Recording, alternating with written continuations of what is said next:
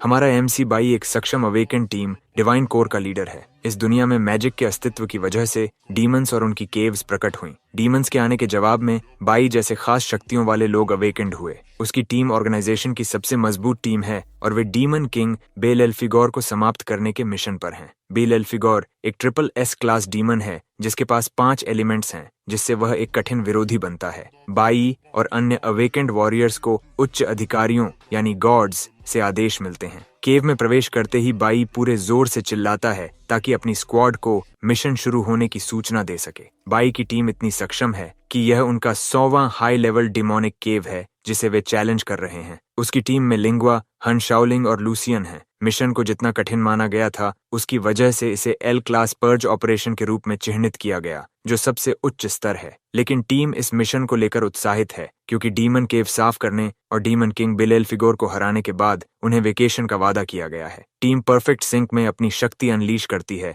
और हमला करने वाले डीमंस को खत्म करती है। बाई नेतृत्व करता है और वे तेज व सटीक हमलों से डीमंस को काटते हुए आगे बढ़ते हैं। ये इसलिए मुमकिन है क्योंकि डिवाइन कोर के सभी सदस्य बाई से लेकर आखिरी व्यक्ति तक एल रैंक वॉरियर्स हैं। कुछ ही मिनटों की सटीक कोऑर्डिनेशन में टीम केव साफ कर देती है और डीमन किंग बेल एल्फिगोर को खत्म कर देती है। टीम उत्साहित होकर बात करती है कि मिशन कितना आसान था, लेकिन लूसियन पूरे ऑपरेशन को लेकर संदेह में है। उसे लगता है कि यह बहुत आसान था, खासकर क्योंकि मिशन एल रैंक था। बाई भी लूसियन की बात से सहमत है। उसे मिली इंटेल कहती थी कि डीमन किंग एक स्पेशल डीमन किंग है जिसके पास 5 एलिमेंट्स और एक हिडन स्किल है। जबकि वह सोच रहा है कि क्या गलत था, लिंगुआ उसे पीछे से गले लगाती है और पूछती है कि क्या वह उन्हें दावत देने वाला है क्योंकि मिशन खत्म हो चुका है। बाई उसे हटाते हुए कहता है कि वे सभी अपने यूजुअल स्पॉट पर डिनर करेंगे। हन को यकीन नहीं होता कि उनका कैप्टन लिंगुआ के साथ मजे करने का मौका यूं फेंक रहा है। उसी वक्त उन्हें पता चलता है कि उनकी टीम का आखिरी सदस्य उनके साथ नहीं है। उसने लड़ाई में मदद भी नहीं की और वह कहीं दिखाई भी नहीं देता। टीम इसे गंभीरता से नहीं लेती क्योंकि मिशन पूरा हो चुका है। तभी वह पीछे से प्रकट होता है, लेकिन उसके बाद कुछ अप्रत्याशित होता है। वह अपना हाथ उठाकर पर्ज ऑपरेशन की घोषणा करता है। अचानक हान के सिर पर एक प्रोजेक्टाइल लगता है और वह तुरंत मर जाता है। टीम सदमे में रह जाती है क्योंकि हान जमीन पर गिरा पड़ा है। उसका आधा सिर गायब है और खून हर जगह फैल रहा है। टीम अभी भी शॉक में है जब ट्रेटर बताता है कि उसे खुद गॉड ने पर्ज मिशन सौंपा था। बाई महसूस करता है कि वह अपना शरीर हिला नहीं सकता और ट्रेटर बताता है कि बाई और बाकी सभी पिछले 1 महीने से ऐसा ब्रेकफास्ट खा रहे थे जिसमें पैरालिटिक पाउडर मिला होता था। फिर ट्रेटर अपनी डिवाइन स्किल फॉरबिडन वाइन्स का उपयोग कर बाकी टीम को बांध देता है। इससे वह उन्हें इमोबिलाइज कर देता है ताकि वह अपनी बात समझा सके। ट्रेटर बताता है कि उसे टीम को खत्म करने का मिशन मिला था और इसके लिए तैयारी जरूरी थी। बाई और बाकी उससे पूछते हैं कि उसने बिट्रेयल क्यों किया। ट्रेटर जवाब देता है कि यह गॉड्स का आदेश है कि एल क्लास वॉरियर्स को समाप्त किया जाए। वह वाइन्स का दबाव बढ़ाकर उन्हें दर्द से चिल्लाने पर मजबूर कर देता है। वे धीरे धीरे होश खोते जाते हैं, खून थूकते हुए बार बार पूछते हैं कि उसने बिट्रेयल क्यों किया। बाई याद दिलाता है कि डिवाइन कोर ने कभी कोई ऐसी सीमा नहीं लांघी जो मौत के योग्य हो। ट्रेटर अहंकार से कहता है कि गॉड को उन्हें मारने के लिए किसी कारण की जरूरत नहीं होती। वह बाई के पास आता है और वाइन्स से गला घोंटने के बाद अपना मुक्का उसकी छाती में घोंप देता है। बाई बिट्रेयल को सह नहीं पाता क्योंकि उसने ट्रेटर को परिवार माना था। आखिर टीम 10 साल से साथ थी और प्रैक्टिकली इंसेपरेबल थी। ट्रेटर हंसते हुए कहता है कि वह कभी परिवार नहीं था, वह पहले दिन से ही गॉड्स के मिशन पर था। डिवाइन कोर महज पॉन्स थे। बाई और बाकी अपनी आखिरी लाइफ फोर्स खोकर जमीन पर गिर जाते हैं। ट्रेटर गर्व से खून के ऊपर खड़ा होता है और बाई के सिर में गोली मारकर उसे खत्म कर देता है। बाई और उसकी एल क्लास वॉरियर्स की टीम बाई और बाकी अपनी आखिरी लाइफ फोर्स खोकर जमीन पर गिर जाते हैं। बाई और उसकी एल क्लास वॉरियर्स की टीम मारी जाती है। उनके शव जमीन पर पड़े रहते हैं और ट्रेटर वेकेशन की तैयारी में चला जाता है। बाई की चेतना अंधकार में डूब रही होती है। तभी उसे एक आवाज सुनाई देती है जो उससे डील करने की मांग करती है। बाई शौक में देखता है कि वह जंजीरों में बंधा हुआ एक अजनबी स्थान पर है। उसके सामने एक सूट पहने क्रीपी आदमी खड़ा है जिसकी डार्क ऑरा है। बाई ध्यान से देखता है और समझता है कि वह आदमी डीमन किंग बेल एल्फिगोर है। उसे हैरानी होती है कि डीमन किंग जिंदा कैसे है। बेल एल्फिगोर बताता है कि उसके जैसे हाई रैंक डीमन किंग्स इतनी आसानी से नहीं मरते। वे उसकी सोल डोमेन में हैं और पूरा किंगडम उसकी लाइफ फोर्स है। बाई बिजनेस पर आने को कहता है। बेल एल्फिगोर एक डील प्रस्तावित करता है। वह बताता है कि उसका हिडन स्किल लाइफ रिग्रेशन है। वह बाई को पास्ट में भेज सकता है ताकि वह परिणाम बदल सके। बाई अपनी टीम की मौत याद करके तुरंत सहमत हो जाता है। वह ट्रेटर और गॉड्स को मारने की कसम खाता है। डीमन किंग बाई के जवाब से खुश होता है और उसे एक और गिफ्ट देता है, बेलुगोर्स हार्ट। बाई पूछता है कि वह उससे डील क्यों कर रहा है, लेकिन बेलेल्फिगोर जवाब दिए बिना उसे भेज देता है। आंख खुलते ही बाई खुद को क्लास में पाता है जहां उसका टीचर हुआंग उस पर चिल्ला रहा है। बाई 20 साल पीछे में आ चुका है। यह वह समय था जब बाई नेशंस अवेकेंड एकेडमी के मिडिल स्कूल डिवीजन में था। बाई शॉक्ड है कि वह सच में अवेकनिंग से पहले के समय में लौट आया। टीचर उसे क्लास में सोने के लिए डांटती है, खासकर अवेकनिंग सेरेमनी से पहले की क्लास में। सजा के तौर पर उसे पीछे खड़े होने को कहा जाता है। बाई शौक में धीमे धीमे चलता है और अपने क्लासमेट्स को देखता है जिन्हें उसने 20 साल से नहीं देखा। टीचर लेसन जारी रखती है और बताती है कि दुनिया में 5 एलिमेंटल पावर्स हैं, लाइटनिंग, फ्लावर, क्लाउड, न्यूक्लियर और स्टेलर। एक व्यक्ति केवल एक एलिमेंट ही धारण कर सकता है। वह खुद को एग्जाम्पल के तौर पर बताती है कि उसके पास रेयर क्लाउड एलिमेंट है। वह यह भी समझाती है कि एलिमेंट्स शरीर से बॉन्डिंग के आधार पर कैटेगरीज में बंटे होते हैं, कॉम्बैट, सपोर्ट और स्पेशल। वह बताती है कि हर टीम में अलग अलग रोल्स के साथ 5 एलिमेंट्स होते हैं। स्कूल का गिल्ड टीम इसका उदाहरण है, जिसमें स्टेलर मेज, क्लाउड वॉरियर, न्यूक्लियर बार्ड और लाइटनिंग असैसिन है। टीचर छात्रों की तारीफ करती है और बताती है कि अवेकनिंग डे उनकी जिंदगी का सबसे महत्वपूर्ण दिन है। 100 नोन अवेकेंड प्रोफेशंस हैं। प्रोफेशंस लोएस्ट डस्ट से हाईएस्ट सेलेस्टियल तक रैंक्ड हैं। इनके बीच एम्बर और अबिस रैंक्स हैं। स्टूडेंट्स को केवल एक चांस मिलता है अवेकनिंग में। उनकी अवेकेंड स्टेटस उनके जीवन का फ्यूचर तय करेगा। क्लास के बाद स्टूडेंट्स अवेकनिंग की तैयारी के लिए बाहर निकलते हैं। बेई तब अपने एक क्लासमेट से टकराता है जिसे वह आमतौर पर 4 आइज कहता है क्योंकि वह चश्मा पहनता है। 4 आइज को एक परेशान करने वाले लड़के होंगचंग शिंग द्वारा बुली किया जा रहा है। होंग एक ई रैंक स्टेलर असैसिन है, जिसकी वजह से वह अपने साथियों में बहुत लोकप्रिय है। बाई को यह देखकर कोई आश्चर्य नहीं होता क्योंकि अपनी पिछली जिंदगी में भी होंग हमेशा लोगों को बुली करता था और लड़ाइयों में पड़ता था। होंग और उसके गुंडे 4 आइज को और अधिक तनाव देने से पहले टीचर वहां आ जाती है। वह होंग से कहती है कि वे स्कूल में हैं, न कि किसी ऐसे स्थान पर जहां वह लोगों को बुली और लूट सके। होंग अहंकार से कहानी बदलने की कोशिश करता है। वह टीचर से कहता है कि 4 आइज ही उससे टकराया था। वह दावा करता है कि वह सिर्फ उसकी कॉम्पेंसेशन के रूप में उसका पैसा ले रहा है। वह हुआंग से सीधे कहता है कि अगर वह अट्रैक्टिव न होती तो वह उसे नौकरी से निकलवा देता। इसके बाद वह और उसके गुंडे जाने की तैयारी करते हैं। वह बाई को रास्ते में खड़ा देखता है और बिना किसी परवाह के उसे धक्का देकर किनारे कर देता है। बाई कोई जल्दबाजी नहीं करता, बल्कि यह देखता है कि टीचर 4 आइज को कैसे देख रही है। स्पष्ट है कि हुआंग एक अच्छी टीचर है जो अपने छात्रों की परवाह करती है, भले ही बाहर से वह कठोर दिखाई देती हो सिली होते। बाई याद करता है कि पिछली जिंदगी में अवेकनिंग के बाद हुआंग ने उसकी मदद की थी। उसी समय हुआंग को बताया जाता है कि उसकी क्लास की अवेकनिंग चेंबर में जाने की बारी आ गई है। एक माँ की तरह हुआंग अपने छात्रों से कहती है कि अवेकनिंग के दौरान शांत रहना ताकि इंजुरीज से बचा जा सके। इस दुनिया में अवेकनिंग के 2 तरीके हैं। पहला, प्राकृतिक अवेकनिंग, जैसा होंग के साथ हुआ था। यही कारण है कि वह इतना गर्व करता है। प्राकृतिक अवेकनिंग आमतौर पर उन्हीं में होती है जिनका शारीरिक गठन और प्रतिभा मजबूत होती है, और अवेकनिंग अत्यधिक भावनात्मक क्षणों में स्वतः होती है। दूसरा अवेकनिंग तरीका कृत्रिम है, जहां पोटेंशियल वाले लोग अवेकनिंग चेंबर में प्रवेश करते हैं। यह चेंबर कई वैज्ञानिकों के ज्ञान का परिणाम है और इसके अंदर इमोशंस और एड्रेनलिन को अत्यधिक स्टिमुलेट किया जाता है। यह स्टिमुलेशन डॉर्मेंट अवेकनिंग को एक्टिवेट करने को मजबूर करता है, क्योंकि यह केवल एक बार होता है। यह किसी की जिंदगी बदलने का एकमात्र तरीका माना जाता है। बाई के कुछ क्लासमेट्स उससे पहले चेंबर में गए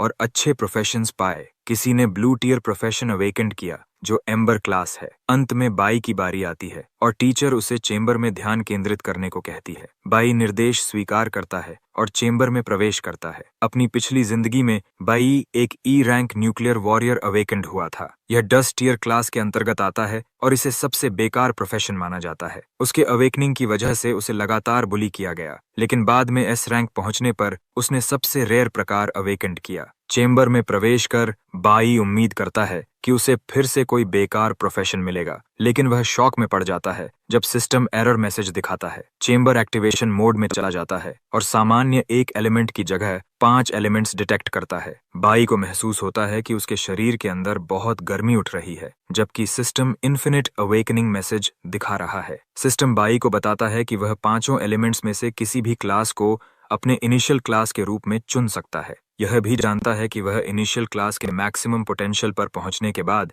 दूसरे क्लासेस को अपग्रेड कर सकता है। बाई शॉक में रह जाता है जब उसे पता चलता है कि उसे एलिमेंटल एक्यूमुलेशन मिला है। वह भविष्य में नए क्लासेस चुन सकता है। वह डस्ट रैंक से लेकर सेलेस्टियल रैंक तक प्राप्त कर सकता है, वह भी उनकी क्वालिटीज बनाए रखते हुए। बाई के पास सेलेस्टियल रैंक से ऊपर वाले हिडन रैंक को अनलॉक करने का मौका भी है। उसे समझ आता है कि यह सब डीमन किंग द्वारा दिए गए गिफ्ट की वजह से संभव है। उसे इन्फिनिट अवेकनिंग्स की क्षमता दी गई है जो पहले कभी नहीं सुनी गई। सिस्टम बेई को बताता है कि इनिशियल क्लास चुनते ही बाकी एलिमेंट्स क्लियर कर दिए जाएंगे। ध्यान से सोचकर बाई अपना क्लास चुनता है। वह टीचर के साथ बाहर आता है जो जानने के लिए उत्सुक है कि उसने कौन सी क्लास अवेकेंड की। बाई अचानक हुआंग को निराशाजनक खबर देता है कि उसने न्यूक्लियर वॉरियर अवेकेंड किया है जो ग्रीन क्लास में सबसे खराब क्वालिटी है। हुआंग शॉक में पड़ जाती है, लेकिन वह उसे प्रोत्साहित करती है कि महान लोग भी ग्रीन क्लास से आए हैं। वह बाई से हार न मानने को कहती है। बाई विनम्रता से कहता है कि उसे सांत्वना देने की जरूरत नहीं।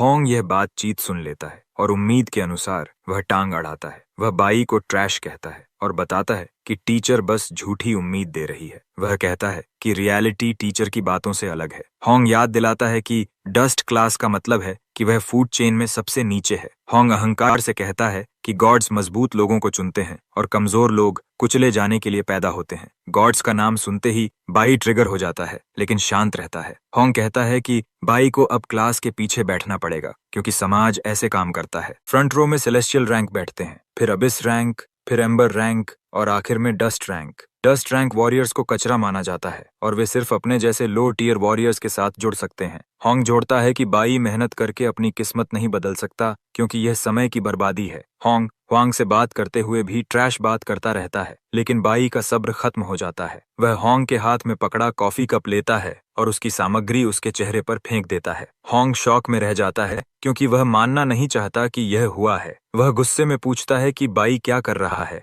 और बाई जवाब देता है कि उसकी आवाज नॉइज जैसी लगती है। बाई की हरकतें होंग को फ्यूरियस करने के लिए काफी हैं और वह बाई को सबक सिखाने का फैसला करता है। वह बाई पर पंच मारने की कोशिश करता है और हुआंग रोकने की कोशिश करती है, लेकिन देर हो चुकी होती है। बाई पहले से तैयार होता है। वह एक लाइट सोर्ड कॉन्जर करता है और होंग के अटैक को ब्लॉक कर देता है। वह वहीं नहीं रुकता बल्कि अटैक को पैरी करके होंग को दूर फेंक देता है, जिसे देखकर सब शॉक में आ जाते हैं। होंग जमीन पर क्रैश होता है जबकि बाई की पोज दिखाती है कि उसने बहुत कम प्रयास किया। होंग खून थूकते हुए समझने की कोशिश करता है कि उसके साथ क्या हुआ। बाकी छात्र भी विश्वास नहीं कर पाते जो उन्होंने देखा। असल में बाई ने जानबूझकर न्यूक्लियर वॉरियर क्लास चुना क्योंकि वह इस क्लास का आदी था। यह उसकी पिछली जिंदगी का क्लास था और उसे इसके बारे में सब पता है। होंग खड़ा होता है और अहंकार से कहता है कि बाई बस लकी था। वह कहता है कि वह एबिस रैंक है और बाई जैसे ट्रैश लोगों से अलग है। हुआंग समझ जाती है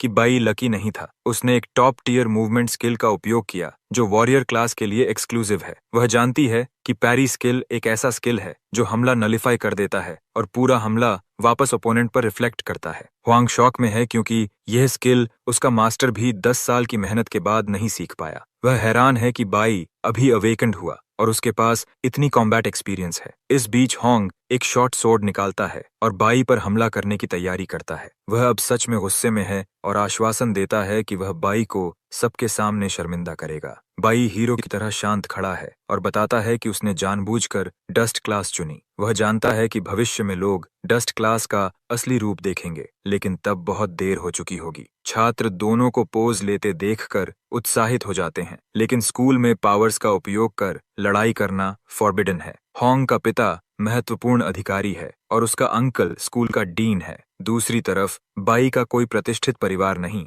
मतलब अगर वह लड़ता है तो सब कुछ खो सकता है। फोर आइज डरता है कि बाई को एक्सपेल्ड कर दिया जाएगा। वह टीचर से पूछता है कि क्या करना चाहिए। टीचर तुरंत इंटरवीन करती है और दोनों को रोकती है, लेकिन होंग पहले से गुस्से में है। वह कहता है कि वह बाई को फिर भी पीटेगा, भले ही वह उसके सामने घुटनों पर बैठकर माफी मांगे। वह खुद को टैलेंट की सबसे ऊंची चोटी पर देखता है, जबकि बाई उसके लिए सिर्फ एक लूजर है। टीचर भी जानती है कि होंग सही कह रहा है क्योंकि दोनों छात्रों के एट्रीब्यूट्स के बीच अंतर बहुत बड़ा है। होंग एक एबिस रैंक वॉरियर है जिससे उसे अपने सभी एट्रीब्यूट्स में 200% बूस्ट मिलता है। एबिस रैंक्स इसलिए ऊपर होते हैं क्योंकि अवेकनिंग के क्षण से ही उनके एट्रीब्यूट्स डस्ट रैंक से दोगुने होते हैं। वे लगातार बढ़ सकते हैं, जबकि डस्ट रैंक वहीं का वहीं रह जाता है। जो भी देख रहा है उनमें 4 आइज भी शामिल है। किसी को नहीं लगता कि बाई के पास कोई मौका है। वे मानते हैं कि होंग उसे आसानी से कुचल देगा। 4 आइज मानता है कि होंग घिनौना इंसान है, लेकिन वह अब तक स्ट्रांग लोगों के साथ मूर्ख बनकर ही जीवित रहा है ताकि किसी मुसीबत में न फंसे। उसका मानना है कि होंग से बचना ही जीने का तरीका है, क्योंकि सामने से भिड़ना सिर्फ बुरे अंत तक ही ले जाएगा।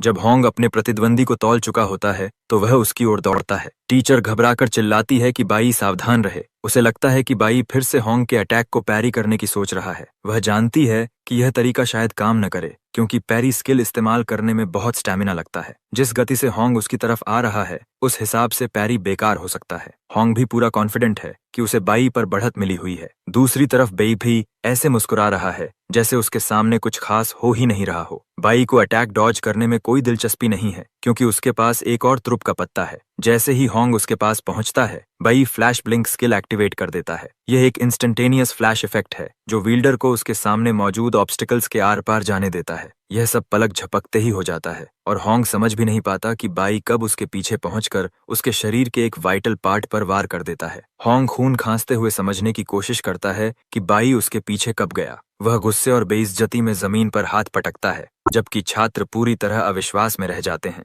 देखने वालों में से किसी ने भी नहीं देखा कि बेईआई ने होंग के साथ क्या किया। उन्होंने बस होंग को जमीन पर गिरते देखा। यहाँ तक कि टीचर को भी नहीं पता चला कि क्या हुआ। हालांकि क्लास प्रेसिडेंट ची यिन ने बाई की हरकत की एक झलक देख ली थी। ची यिन समझ जाता है कि बाई ने वॉरियर के बेसिक स्किल के हाईएस्ट लेवल यूसेज को मास्टर कर लिया है और उसने उसे होंग के खिलाफ इस्तेमाल किया। इसी बीच छात्र यह सोचते हुए सवाल कर रहे हैं कि होंग को क्या हो गया। स्टेटस स्क्रीन पर बाई देखता है कि किसी एट्रीब्यूट में वृद्धि हुई है, क्योंकि उसने एक ओपोनेंट को हरा दिया। लेकिन वह दिए गए पॉइंट्स से प्रभावित नहीं होता, उसे वे बहुत कम लगते हैं। वह जानदेर से वह जानता है कि ज्यादा पॉइंट्स पाने का असली तरीका डीमंस को हराना है और वह जल्द से जल्द ऐसा करने की सोचता है। जमीन पर पड़े होंग की हार मानने की कोई इच्छा नहीं है। वह बाई से कहता है कि वह कहीं न जाए, क्योंकि उसका काम अब तक खत्म नहीं हुआ। वह अपनी नाइफ उठाता है और पीछे से बाई पर वार करने की कोशिश करता है, लेकिन उससे पहले ही उन्हें एक आवाज सुनाई देती है जो लड़ाई रोकने के लिए कहती है। यह आवाज स्कूल के डीन होंग लियन की होती है, जो होंग का अंकल है। डीन होंग को मॉक करते हुए कहता है कि वह पहले ही खुद को तमाशा बना चुका है और वह बाकी छात्रों से कहता है कि वे घर चले जाएं ताकि आराम कर सकें। घर शब्द सुनते ही बाई के दिमाग में बात बैठती है कि उसका भी एक घर है। वह यह लगभग भूल ही गया था, क्योंकि वह अभी अभी रिबॉर्न हुआ है और अपनी पिछली जिंदगी में उसके माता पिता पहले ही मर चुके थे। उसे याद आता है कि अवेकनिंग वाले उसी दिन कुछ दुखद हुआ था। डीन उसके पास आने से पहले ही वह घबराकर वहां से भाग जाता है। होंग भी शॉक में रह जाता है जब वह लड़के को वहां से दौड़ते हुए जाता देखता है। डीन कुछ पल के लिए शब्दहीन रह जाता है, लेकिन फिर हुआंग की ओर मुड़कर उससे कहता है कि वह अपने छात्र को कंट्रोल में रखे। वह वादा करता है कि जो हुआ है उसे वह देख लेगा और हुआंग उसकी इस बात के लिए उसे धन्यवाद देती है। बाद में होंग अपने अंकल के ऑफिस में जाता है ताकि जो हुआ उसे सही ठहरा सके। वह दावा करता है कि बेईआई बस लकी था,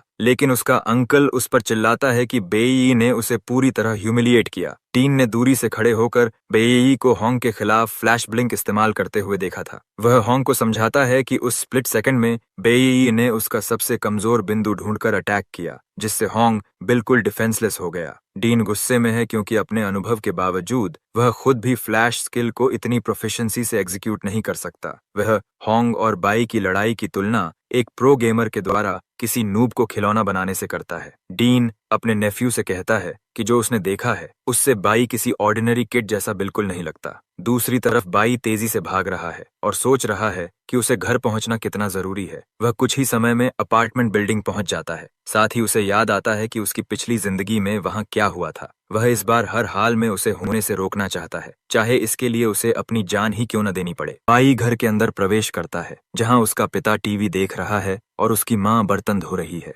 बाई गुस्से में दिखता है, लेकिन उसका पिता आश्चर्य में पड़ जाता है कि वह क्लास से इतनी जल्दी घर कैसे आ गया। बाई अपने पिता को नजरअंदाज करता है और अपनी माँ पर ध्यान केंद्रित करता है। उसकी आंखों में आंसू आ जाते हैं जब वह कहता है कि वह बहुत खुश है कि उसकी माँ ठीक है। उसकी माँ गूंगी है और साइन लैंग्वेज के जरिए बाई से बात करती है। वह बाई को बताती है कि उसने उसका favourite hot and Sawar noodles बनाया है, लेकिन बाई तुरंत कहता है कि आज उसे नूडल्स नहीं खाना। वह कहता है कि उसे पिकल्ड फिश खाना है। बाई की माँ पहले उससे बहस करने की कोशिश करती है, लेकिन जब उसे एहसास होता है कि उसका बेटा बहुत जिद्दी है तो वह मान जाती है, फिश लाने के लिए तैयार हो जाती है और बाई उसके साथ जाने की पेशकश करता है। लेकिन उसका पिता उसे रोकता है, कहता है कि उसकी माँ अकेली ही इंग्रेडिएंट्स ले आएगी। वह हैरान है कि बाई घर लौटा और उसे ठीक से ग्रीट भी नहीं किया। वह उठकर उस जगह जाता है जहां वह अपनी अल्कोहल रखता है और बाई से पूछता है कि उसकी अवेकनिंग कैसी रही। वह पहले से ही इस बात को लेकर उत्सुक है कि उसके बेटे ने क्या अवेकेंड किया। पता चलता है कि बाई का पिता बाइलिंग एक क्लास इलेक्ट्रिक वॉरियर है। वह काफी मजबूत इंसान है जो उसे खतरनाक बनाता है।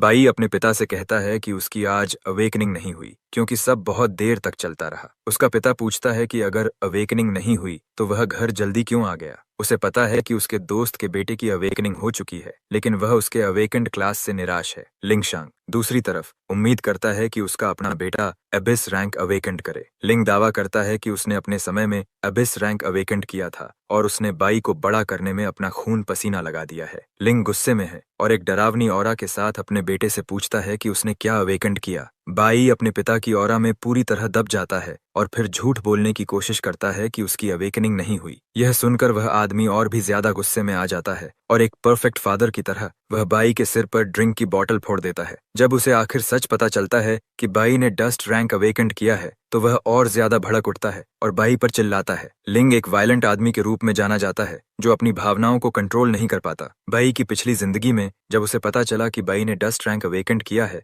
वह फ्यूरियस और एम्बैरेस्ड हो गया। उसने हिंसा का रास्ता चुना और बाई को मारा, लेकिन हमेशा की तरह उसकी माँ बीच में आ गई। बाई तब कुछ नहीं कर पाया क्योंकि वह एक कमजोर लड़का था और सिर्फ देख सकता था कि उसका बूढ़ा बाप उसकी माँ को एक पूरे घंटे तक मारता रहा। पिटाई इतनी ज्यादा थी कि उसकी माँ मानसिक रूप से अस्थिर हो गई क्योंकि उसके सिर पर चोट लगी थी। बाई सिर्फ रो सकता था और अपनी पिछली जिंदगी में अपनी माँ को पिटते हुए देखता रहा, लेकिन अब जब वह रिबॉर्न हुआ है वह सब बदलने का लक्ष्य रखता है। हालांकि उसके पास अभी भी इतना बल नहीं है कि वह अपने पिता को सीधे चुनौती दे सके क्योंकि उसे क्लियरली लेवल बढ़ाने के लिए समय चाहिए। उसका पिता उससे अधिक शक्तिशाली है क्योंकि वह सी रैंक एबिस क्लास वॉरियर है। बाई यह सोचकर दुखी हो जाता है कि उसके पास अभी तक अपने पिता को छूने की भी ताकत नहीं है। उसके पिता उसके बाल पकड़ लेते हैं और बड़बड़ाते हुए कहते हैं कि उन्हें रिग्रेट है कि उन्होंने उसे पैदा होने दिया। बाई जानता है कि वह गहरी मुसीबत में है क्योंकि उसका पिता तब तक उसे नहीं छोड़ेगा जब तक उसे कोई संतोषजनक जवाब या परिणाम न मिल जाए। आखिर वह घर जल्दी इसी वजह से आया था कि बाई का इंतजार करे। वह शुरू से जानता था कि उसका पिता वायलेंट है, इसलिए वह नहीं चाहता था कि उसकी माँ घर पर रहे और यह सब देखे। बाई खुश है कि वह माँ को घर से बाहर भेजने में सफल हुआ, लेकिन जैसे ही वह अंदर ही अंदर खुश हो रहा होता है उसी समय उसके सिर पर एक और प्रहार पड़ता है। हालात और भी खराब हो जाते हैं जब बाई किसी के घर में प्रवेश करने की आवाज सुनता है। वह उसकी माँ निकलती है जिसे वह इतनी मेहनत से यह सब देखने से रोकने की कोशिश कर रहा था। उसकी माँ अपने बेटे की हालत देखकर दहशत में आ जाती है। जमीन पर पड़ा है और लिंगशांग उसके सिर पर ऐसे मुक्के बरसा रहा है जैसे यह कोई मामूली बात हो। असल में बाई की माँ जितनी जल्दी सकती थी उतनी जल्दी भागकर घर लौटी क्योंकि वह अपने भूखे बेटे को खाना खिलाना चाहती थी। यही वजह थी कि वह इतनी जल्दी घर वापस आई। बाई अपनी माँ को घर में देखकर डर जाता है क्योंकि उसे लगता है कि शायद इतिहास फिर दोहराया जाएगा। जैसा कि सोचा था, लिंगशान अपना ध्यान गरीब औरत की ओर मोड़ देता है, तैयार कि वह उसके साथ जो चाहे करे। एक फ्लैशबैक में बेई जेल की कोठरी में बैठा होता है। असल में अपने पिछले जीवन में बेई ग्रीन टीयर से प्लैटिनम टीयर तक एडवांस कर पाया था। ऐसा करने वाला वह पहला व्यक्ति बना। इतनी बड़ी उपलब्धि देखने के बावजूद उसका सेलमेट उससे पूछता है कि उसे गिरफ्तार करके क्यों लाया गया। यह कोई साधारण जेल नहीं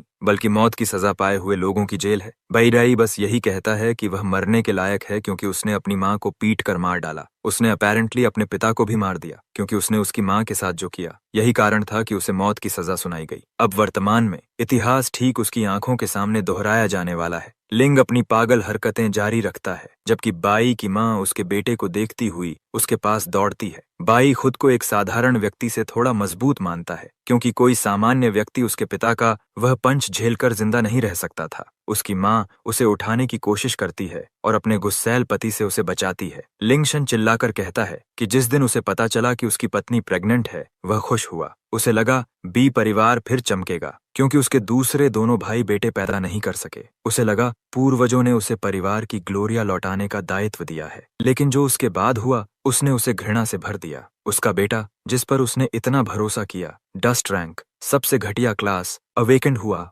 लिंग अपनी पत्नी पर चिल्लाकर कहता है कि बाई आगे नहीं बढ़ सकता क्योंकि उसकी क्लास बेकार है। वह सबका दोष पत्नी पर डालता है, कहता है कि उसकी जीन्स की वजह से बाई ऐसा बना। लिंग का मानसिक संतुलन बिगड़ जाता है और वह अपनी पत्नी को मारने के लिए हाथ उठाता है, लेकिन बेई इसे होने नहीं देगा। वह फ्लैश ब्लिंक का उपयोग करता है, माँ के पार गुजरकर पिता के अटैक को रोकता है। लिंग पीछे गिरता है और अपने बेटे पर मुस्कुराते हुए खुद को वीर दिखाने की कोशिश करता है। बाई की माँ चिंतित है क्योंकि उसे पता है कि आगे क्या होगा। लिंग फिर खड़ा होता है और अहंकार से अपने बेटे की तरफ बढ़ता है, उसे कुचलने की नीयत से। बाई अपने पिता पर पैरी अटैक इस्तेमाल करने की योजना बनाता है, लेकिन स्किल एक्टिवेट करने से पहले ही उसके पिता का पंच उसकी सोड तोड़कर उसके चेहरे पर लगता है। बाई खून उगलता है और कड़वी सच्चाई स्वीकार करता है कि उसके और उसके पिता के बीच पावर गैप बहुत बड़ा है। वह सांस भी नहीं ले पाता और दूसरा पंच आता है। वह उसे हाथों से ब्लॉक करता है, लेकिन उसका असर उसके शरीर और रिब्स तक पहुंचता है। लिंग एक और शक्तिशाली अटैक तैयार करता है क्योंकि वह गुस्से में है कि उसका बेटा अब उसे चुनौती दे रहा है। बाई पंच आता देखता है, लेकिन उसके पास डॉज या ब्लॉक करने की ताकत नहीं है। वह बस अपना सिर ढक लेता है और ब्लो सीधे उस पर पड़ता है। लिंग कहता है कि बाई मरने के काबिल है क्योंकि उसने बेकार क्लास अवेकेंड की, लेकिन बाई अब भी खड़ा रहता है क्योंकि वह इतिहास दोहराने नहीं देगा। लिंग और भड़क जाता है। वह मजाक उड़ाते हुए पूछता है कि क्या बाई सोचता है कि वह कोई बड़ा खिलाड़ी है। लिंग एक कुर्सी उठाता है अपने बेटे पर तोड़ने के लिए। बाई की माँ अपने बेटे को पकड़ लेती है ताकि वे मिलकर चोट सह सकें। उसी समय बाहर से एक आदेशात्मक आवाज आती है कि दरवाजा खोला जाए। लिंग परेशान हो जाता है कि कोई उसकी लड़ाई में दखल दे रहा है, जबकि बाई की माँ चैन की सांस लेती है। बाई को कोई आश्चर्य नहीं क्योंकि यह सब उसने ही किया था। लिंग दरवाजा खोलते हुए कठोर बनने की कोशिश करता है, लेकिन सामने दो टफ दिखने वाले आदमी खड़े होते हैं। वे लिंग से पूछते हैं कि दरवाजा खोलने में इतना समय क्यों लगा। उनके नाम लैंग और चेन जिन वू हैं। वे इंस्पेक्टरेट इन्वेस्टिगेटर्स हैं। लियांग डेप्यूटी कैप्टन है और रेड ए रैंक है, जबकि चेन जिन वू ब्लू सी रैंक है। लिंग शॉक में उनसे पूछता है कि वे घर पर क्या कर रहे हैं। लियांग उसे स्नो नाम के वांछित अपराधी की फोटो दिखाता है और पूछता है कि क्या उसने उसे देखा है। उन्हें सूचना मिली थी कि स्नो बिल्डिंग में दिखा था, इसलिए वे घर घर सर्च कर रहे हैं। लिंग राहत महसूस करता है कि पुलिस उसके लिए नहीं आई। वह हंसकर कहता है कि उसने स्नो नहीं देखा। तभी लियांग ध्यान देता है कि बाई बुरी हालत में है। वह लिंग से पूछता है कि यह क्या हुआ। लिंग झूठ बोलता है कि उसका बेटा लापरवाह था और खरीदारी करते समय गिर गया। वह लैंग के कंधे पर हाथ रखकर कहता है कि उन्हें इतनी ट्रिवियल बात की चिंता नहीं करनी चाहिए। इससे पहले कि वह बात पूरी करे, बाई बीच में बोल देता है। वह ऑफिसर्स को बताता है कि उसके पिता झूठ बोल रहे हैं। वह साफ कहता है कि उसके पिता ने उसे मारा, इसलिए वह खून में लथपथ है। 18 मिनट पहले बाई ने अपार्टमेंट के फोन बूथ से पुलिस को कॉल की थी और बताया था कि उसने स्नो को बिल्डिंग में देखा। उसे पता था कि स्नो से जुड़ी खबर को पुलिस हल्के में नहीं लेगी। वह उम्मीद नहीं कर रहा था कि वे इतनी जल्दी पहुंचेंगे, लेकिन वह खुश है क्योंकि इससे समय मिल गया। लिंग ऑफिसर्स को कंफ्यूज करने की कोशिश करता है, कहता है कि उसका बेटा मजाक कर रहा है। वह झूठ बोलता है कि वह अपने बेटे को मारने लायक ताकत भी नहीं रखता, लेकिन बाई उसे झूठ बोलने नहीं देता। वह बताता है कि उसके पिता ने उसके सिर पर वाइन बॉटल मारी और उसके हाथ पर स्टूल से वार किया। वह ऑफिसर से कहता है कि वे उसके शरीर की जांच कर सकते हैं। बाई आगे बढ़कर रूल ऑफ लॉ कोट करता है। वह बताता है कि कोई भी अवेकनर जो अपनी वायलेंट टेंडेंसीज नियंत्रित नहीं कर सकता और दूसरों को हानि पहुंचाता है, उसे 15 दिनों के लिए अवेकनर प्रिजन में रखा जा सकता है। कॉप्स शॉक्ड और इम्प्रेस्ड दोनों हैं। लिंग गुस्से से अपने बेटे को देखता है। लियांग के पास लिंग को अरेस्ट करने के अलावा कोई विकल्प नहीं। कॉप्स उसे पकड़ लेते हैं और चेतावनी देते हैं कि अगर उसने रेजिस्ट किया तो फोर्स इस्तेमाल होगा। लिंग बाहर घसीटा जाता है, लेकिन धमकी देता है कि वापस आने के बाद वह अपने बेटे को मार देगा। बाई उसे अनसुना करते हुए दरवाजा बंद कर देता है। सुरक्षित होने के बाद बाई की माँ उसे गले लगा लेती है। बाई खुश है कि वह अपनी माँ को बचा पाया। अब उसके पास 15 दिन है मजबूत होने के लिए और वह वादा करता है कि लिंग दोबारा कभी उसकी माँ को नहीं छू सकेगा। उसके पिता को बाहर ले जाते समय बाई उसकी बॉडी से सेफ का की निकाल लेता है। उसे पता है कि सेफ में कुछ महत्वपूर्ण है जिससे उसका पिता ई रैंक से सी रैंक तक पहुंचा। बाद में बाई सेफ खोलता है। सेफ की सामग्री वह उसके पिता की मौत के बाद अपने पिछले जीवन में जान पाया था। वह सेफ से एक डरावनी ब्लेड निकालता है। बाई योजना बनाता है कि वह डीमन केव्स में इसी ब्लेड का उपयोग करेगा, क्योंकि डीमन केव्स ही वह जगह हैं जहां वह अपना क्लास अपग्रेड कर सकता है। उसके पास लैबिरिंथ्स को चैलेंज करने के अलावा कोई विकल्प नहीं। लेकिन एक समस्या है, डीमन केव्स गॉड्स के ज्यूरिसडिक्शन में हैं और केवल गिल्ड मेंबर्स ही उनमें प्रवेश कर सकते हैं। बाई फिलहाल सिर्फ स्कूल द्वारा मैनेज किए केव्स में जा सकता है। वह उस हिडन डीमन केव तक भी पहुंच सकता है जिसे वह अपने पिछले जीवन से जानता है। बाई जल्दी ही हिडन डीमन केव की ओर निकल जाता है क्योंकि वह हर किसी से तेज आगे बढ़ना चाहता है। उधर इंस्पेक्टोरेट के डिटेंशन रूम में ऑफिसर्स चर्चा कर रहे हैं कि स्नो का मामला फॉल्स अलार्म निकला, लेकिन वे नाराज नहीं हैं क्योंकि स्नो से जुड़ी बातों की जांच करना हमेशा जरूरी है। तभी लिंग ऑफिसर्स को घूंस देने की कोशिश करता है ताकि वे उसे छोड़ दें। लियांग उसके व्यवहार से घृणा करता है क्योंकि वह कभी गिल्ड का सदस्य रहा था। अफसर उसे बताते हैं कि अगर रिश्वत देने की बात भी उसके केस में जुड़ गई तो उसके लिए हालात और भी खराब हो जाएंगे। वे उसे कहते हैं कि शांत बैठकर रात काटे क्योंकि सुबह उसे अवेकनर प्रिजन भेज दिया जाएगा। लिंग फिर से गुस्से से भर जाता है और उसका सारा क्रोध अब उसके बेटे बाई पर है। चूंकि बाई खुद भी जानता है कि उसका पिता 15 दिनों बाद बाहर आ जाएगा, वह पहले से ही डीमन केव्स में जाकर लेवल अप करने की तैयारी कर रहा है। डीमन केव्स उनकी दुनिया के समानांतर एक और स्पेस हैं जहां केवल एक ऐसे दरवाजे से प्रवेश किया जा सकता है जो हवा में अचानक प्रकट होता है। डीमन केव्स जैसे ही खोजे जाते हैं, ज्यादातर उन पर गिल्ड्स कब्जा कर लेते हैं क्योंकि डीमन केव्स में डेमोनिक बीस्ट्स और डेमोनिक ओर्स होते हैं। इसी वजह से यह अवेकनर्स के लिए अपनी एबिलिटीज बढ़ाने की सबसे अच्छी जगह है। लेकिन आमतौर पर डीमन केव में जाने के लिए टीम की जरूरत होती है क्योंकि वे बहुत खतरनाक होते हैं। बाई जिस डीमन केव को चैलेंज करने जा रहा है वह सामान्य समय रेखा में 5 साल बाद खोजा गया था। असल में एक एफ रैंक डीमन केव के लिए कम से कम 3 ई रैंक वॉरियर्स चाहिए होते हैं, जबकि ई रैंक डीमन केव के लिए 5 लोगों की टीम चाहिए जिसमें 3 ई रैंक और 2 डी रैंक वॉरियर्स हों। बाई को पूरा विश्वास है कि वह जिस डीमन केव को लेने जा रहा है वह एफ रैंक डीमन केव है। डीमन केव्स खतरनाक माने जाते हैं, लेकिन इस समय बाई के पास कोई और रास्ता नहीं, इसलिए उसे अकेले ही केव में उतरना होगा। बाई जानता है कि उसे जितनी जल्दी हो सके मजबूत होना है। अपने पिता के सेफ से निकाले गए हथियार के अलावा कुछ नहीं लेकर वह डीमन केव में प्रवेश करता है। हर तरफ बर्फ और हिम से ढका हुआ है और बाई समझ जाता है कि वह किसी ऐसे बीस्ट के डोमेन में है जो क्लाउड टाइप मैजिक इस्तेमाल करता है। जैसे ही वह इस सूनी लगती जगह से गुजर रहा होता है, उसे एक सोता हुआ आइस बेयर दिखाई देता है। आइस बेयर के सामने इंसानों की स्केलेटन्स पड़ी हैं जो दिखाती हैं कि उससे पहले भी कुछ एडवेंचरर्स यहाँ आए थे। वह अभी इधर उधर देख ही रहा होता है कि अचानक एक खूंखार फॉरेस्ट वुल्फ सामने आ जाता है और लगभग बाई को पकड़ ही लेता है। यह वुल्फ भले ही रैंक में नीचे हो, लेकिन फिर भी बाई से ज्यादा ताकतवर है। बाई पीछे की तरफ छलांग लगाकर वुल्फ से बचता है, लेकिन वुल्फ बिना झिझक लगातार उस पर झपटता रहता है। बाई अपनी ब्लेड का इस्तेमाल कर उसके दांतों को अपने शरीर तक पहुंचने से रोकता है। कलश के सिरे बाद वह खुद हमला करने के लिए आगे बढ़ता है और सिर्फ एक ही स्लैश में वुल्फ को मार गिराता है। बाई यह सब कर पाता है क्योंकि उसके हाथ में ए रैंक वेपन है। ये ऐसा हथियार है जो बाजार में उपलब्ध नहीं, इसी वजह से उसके पिता इसे छुपा कर रखते थे। इस वेपन की मदद से बाई अपने और बीस्ट्स के बीच स्किल गैप कम कर पाता है। इस वेपन का नाम हुनु ब्लेड है और यह हुनवू स्टोन से बनी है। इसकी ताकत इतनी ज्यादा है कि यह लोहे को मक्खन की तरह काट देती है। लेकिन इतने शक्तिशाली वेपन के बावजूद बाई जानता है कि किसी भी बीस्ट को गिराने के लिए उसे कम से कम 4 हमले करने पड़ेंगे क्योंकि उनकी डिफेंस बहुत मजबूत है। बाई मजाक में सोचता है कि उसे एल रैंक अवेकनर वाला समय याद आता है। बाई यह भी सीखता है कि अगर उसे अपने स्किल सेट का लेवल अपग्रेड करना है तो उसे 20 वुल्व्स मारने होंगे क्योंकि वह आइस एरिया में लड़ रहा है, इसलिए उसका क्लाउड एलिमेंट ही अपग्रेड प्राप्त करेगा। इसके अलावा उसे ई रैंक से डी रैंक में जाने के लिए 10 अपग्रेडेड लेवल्स की जरूरत है। कुछ ही देर में बेई खुद को वुल्व्स के एक झुंड से घिरा हुआ पाता है जो खून की गंध से उसकी ओर आकर्षित हुए हैं। यह उसके लिए लेवल अप करने का परफेक्ट मौका है, लेकिन उतना ही खतरनाक भी। वुल्व्स बेई पर झपटते हैं, लेकिन वह 2 स्किल्स पर निर्भर रहता है, डॉज स्किल और काउंटर अटैकिंग स्किल। वह दोनों स्किल्स को मिलाकर वुल्व्स से लड़ता है, उनकी अटैक से बचते हुए उन्हें नुकसान पहुंचाता है। वह पहले वुल्फ पैक को खत्म कर देता है और हर किल के साथ उसे 52 एक्सपीरियंस पॉइंट्स मिलते हैं। उसे वुल्व्स के फैंग्स भी लूट में मिलते हैं। पूरी पहली पैक को साफ करने के बाद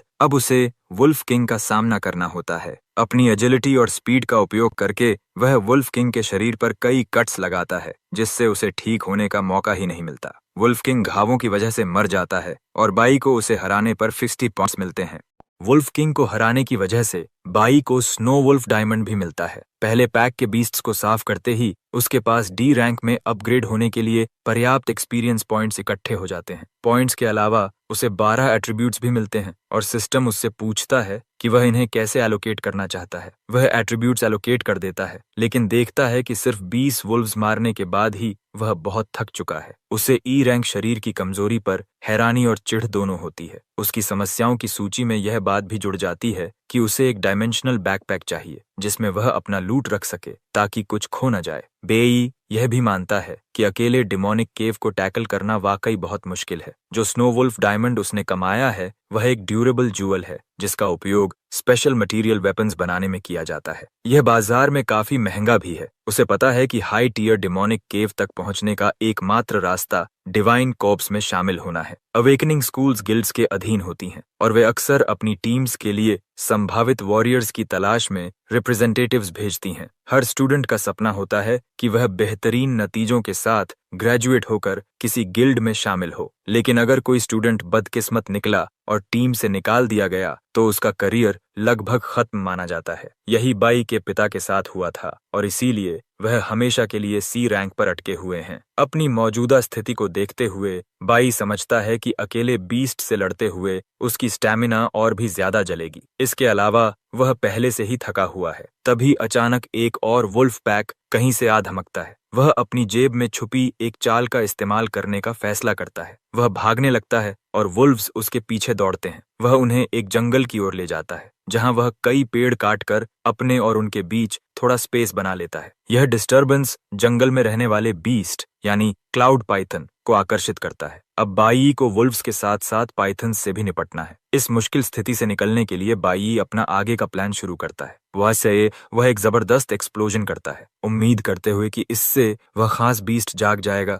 जिसकी उसे अपने प्लान के लिए जरूरत है। उसकी योजना पूरी तरह काम कर जाती है और सोया हुआ फ्रॉस्ट बेयर गुस्से में गरजता हुआ बाहर निकल आता है। बेयर रेज स्टेट में चला जाता है और अपनी नजर के सामने आने वाली हर चीज पर हमला करने लगता है। वुल्व्स और पाइथॉन्स दोनों उसके गुस्से से नहीं बच पाते और वह उन्हें पटक पटक कर मारने लगता है। बेयर उन्हें धक्का दे देकर उड़ा रहा होता है और बाई पीछे से क्लीन अप करता जा रहा होता है, जिससे उसे ढेर सारे एक्सपीरियंस पॉइंट्स मिलते हैं। बाई यही टैक्टिक दोहराता रहता है। पाइथन फैंग्स और वुल्फ फैंग्स भी जमा करता है। बाई बीस्ट्स की कमजोरी उनके खिलाफ इस्तेमाल करता है। उसे पता है कि वे बेहद अग्रेसिव हैं, लेकिन उनके पास दिमाग नहीं होता। वे पूरी तरह ब्रूट फोर्स पर चलते हैं। बेयर को वुल्व्स और पाइथन्स के खिलाफ इस्तेमाल करके बाई अपनी स्टेमिना बचा पाता है, लेकिन फिर भी अगर उसे एक्सपीरियंस पॉइंट्स चाहिए तो फाइनल हिट उसे ही लगाना होता है। कुछ मिनट लड़ने के बाद बाई पूरी तरह थक जाता है। वह अपने प्लान के अगले फेज पर जाने का फैसला करता है। जैसे ही पूरे बीस्ट्स उसके सामने लाइन में आ जाते हैं, वह आइस फ्लोर पर वार करता है और उसे तोड़ देता है, जिससे कई बीस्ट्स नीचे गिरकर मर जाते हैं। लड़ाई शुरू होने से ही वह अपने टेरेन को एनालाइज कर रहा था ताकि उसके फायदे और नुकसान का अंदाजा लगा सके।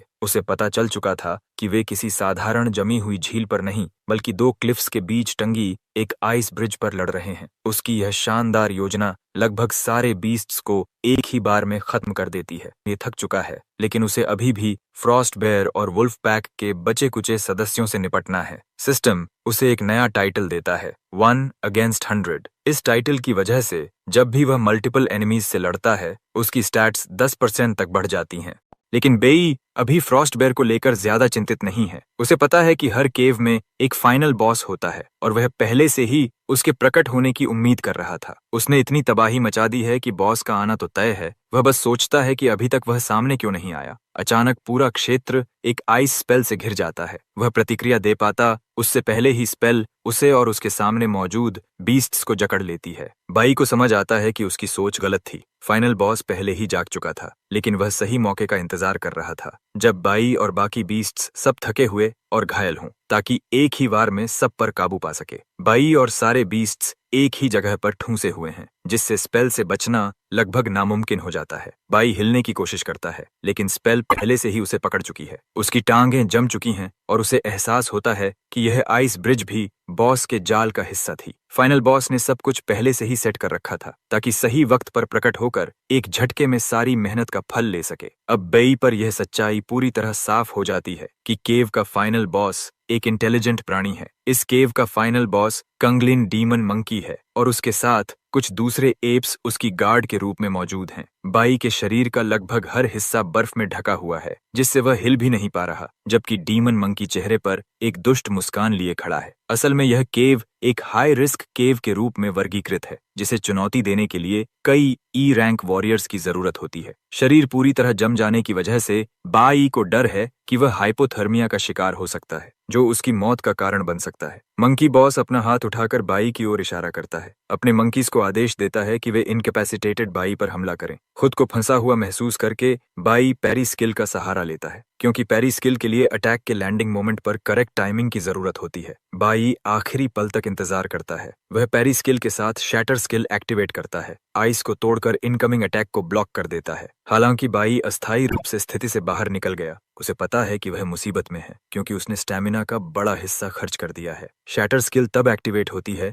जब अवेकनर किसी कंट्रोल इफेक्ट से बाहर आने के लिए अपनी सारी एनर्जी का उपयोग करता है, लेकिन इससे स्टैमिना बहुत तेजी से घटता है। बेई समझ जाता है कि डीमन मंकी अपनी अल्टीमेट स्किल फिर से इस्तेमाल करने में समय लेगा और उसे मंकी को उसी से पहले मारना होगा। तभी डीमन मंकी आइस बेयर्स और वुल्व्स को बाई पर हमला करने का आदेश देता है। चूंकि न्यूक्लियर एलिमेंट को क्लाउड एलिमेंट के सामने फलने फूलने में दिक्कत होती है, बाई जानता है कि उसकी जीत की संभावना कम है, उसकी स्टैमिना कम है और वह थक चुका है। डीमन मंकी एक सच्चे विलन की तरह दूर बैठा अपने मिनियंस को आदेश देता जाता है। बाई जानता है कि अगर और बीस्ट्स आ गए तो उसका अंत निश्चित है। वह रास्ता सोच ही रहा होता है, तभी एक मंकी बीस्ट क्लब लेकर उस पर हमला करता है। बाई किसी तरह अटैक ब्लॉक कर पाता है, लेकिन पीछे फिसलकर आइस फ्लोर पर घुटना घसीटते हुए रुकता है, शॉर्ट सोर्ड से खुद को बैलेंस देने की कोशिश करता हुआ। अचानक हुए अटैक से उसकी बची खुची ताकत भी खत्म हो जाती है, जिससे उसकी स्थिति और खराब हो जाती है। आइस बेयर्स रुकते नहीं, वे लगातार गरजते हुए बाई को मानसिक रूप से कमजोर करते जाते हैं। उनमें से एक बेयर बाई की ओर आइस बोल्डर फेंकता है, जिसे बाई काट देता है, लेकिन ठंड की वजह से उसकी स्टैमिना लगभग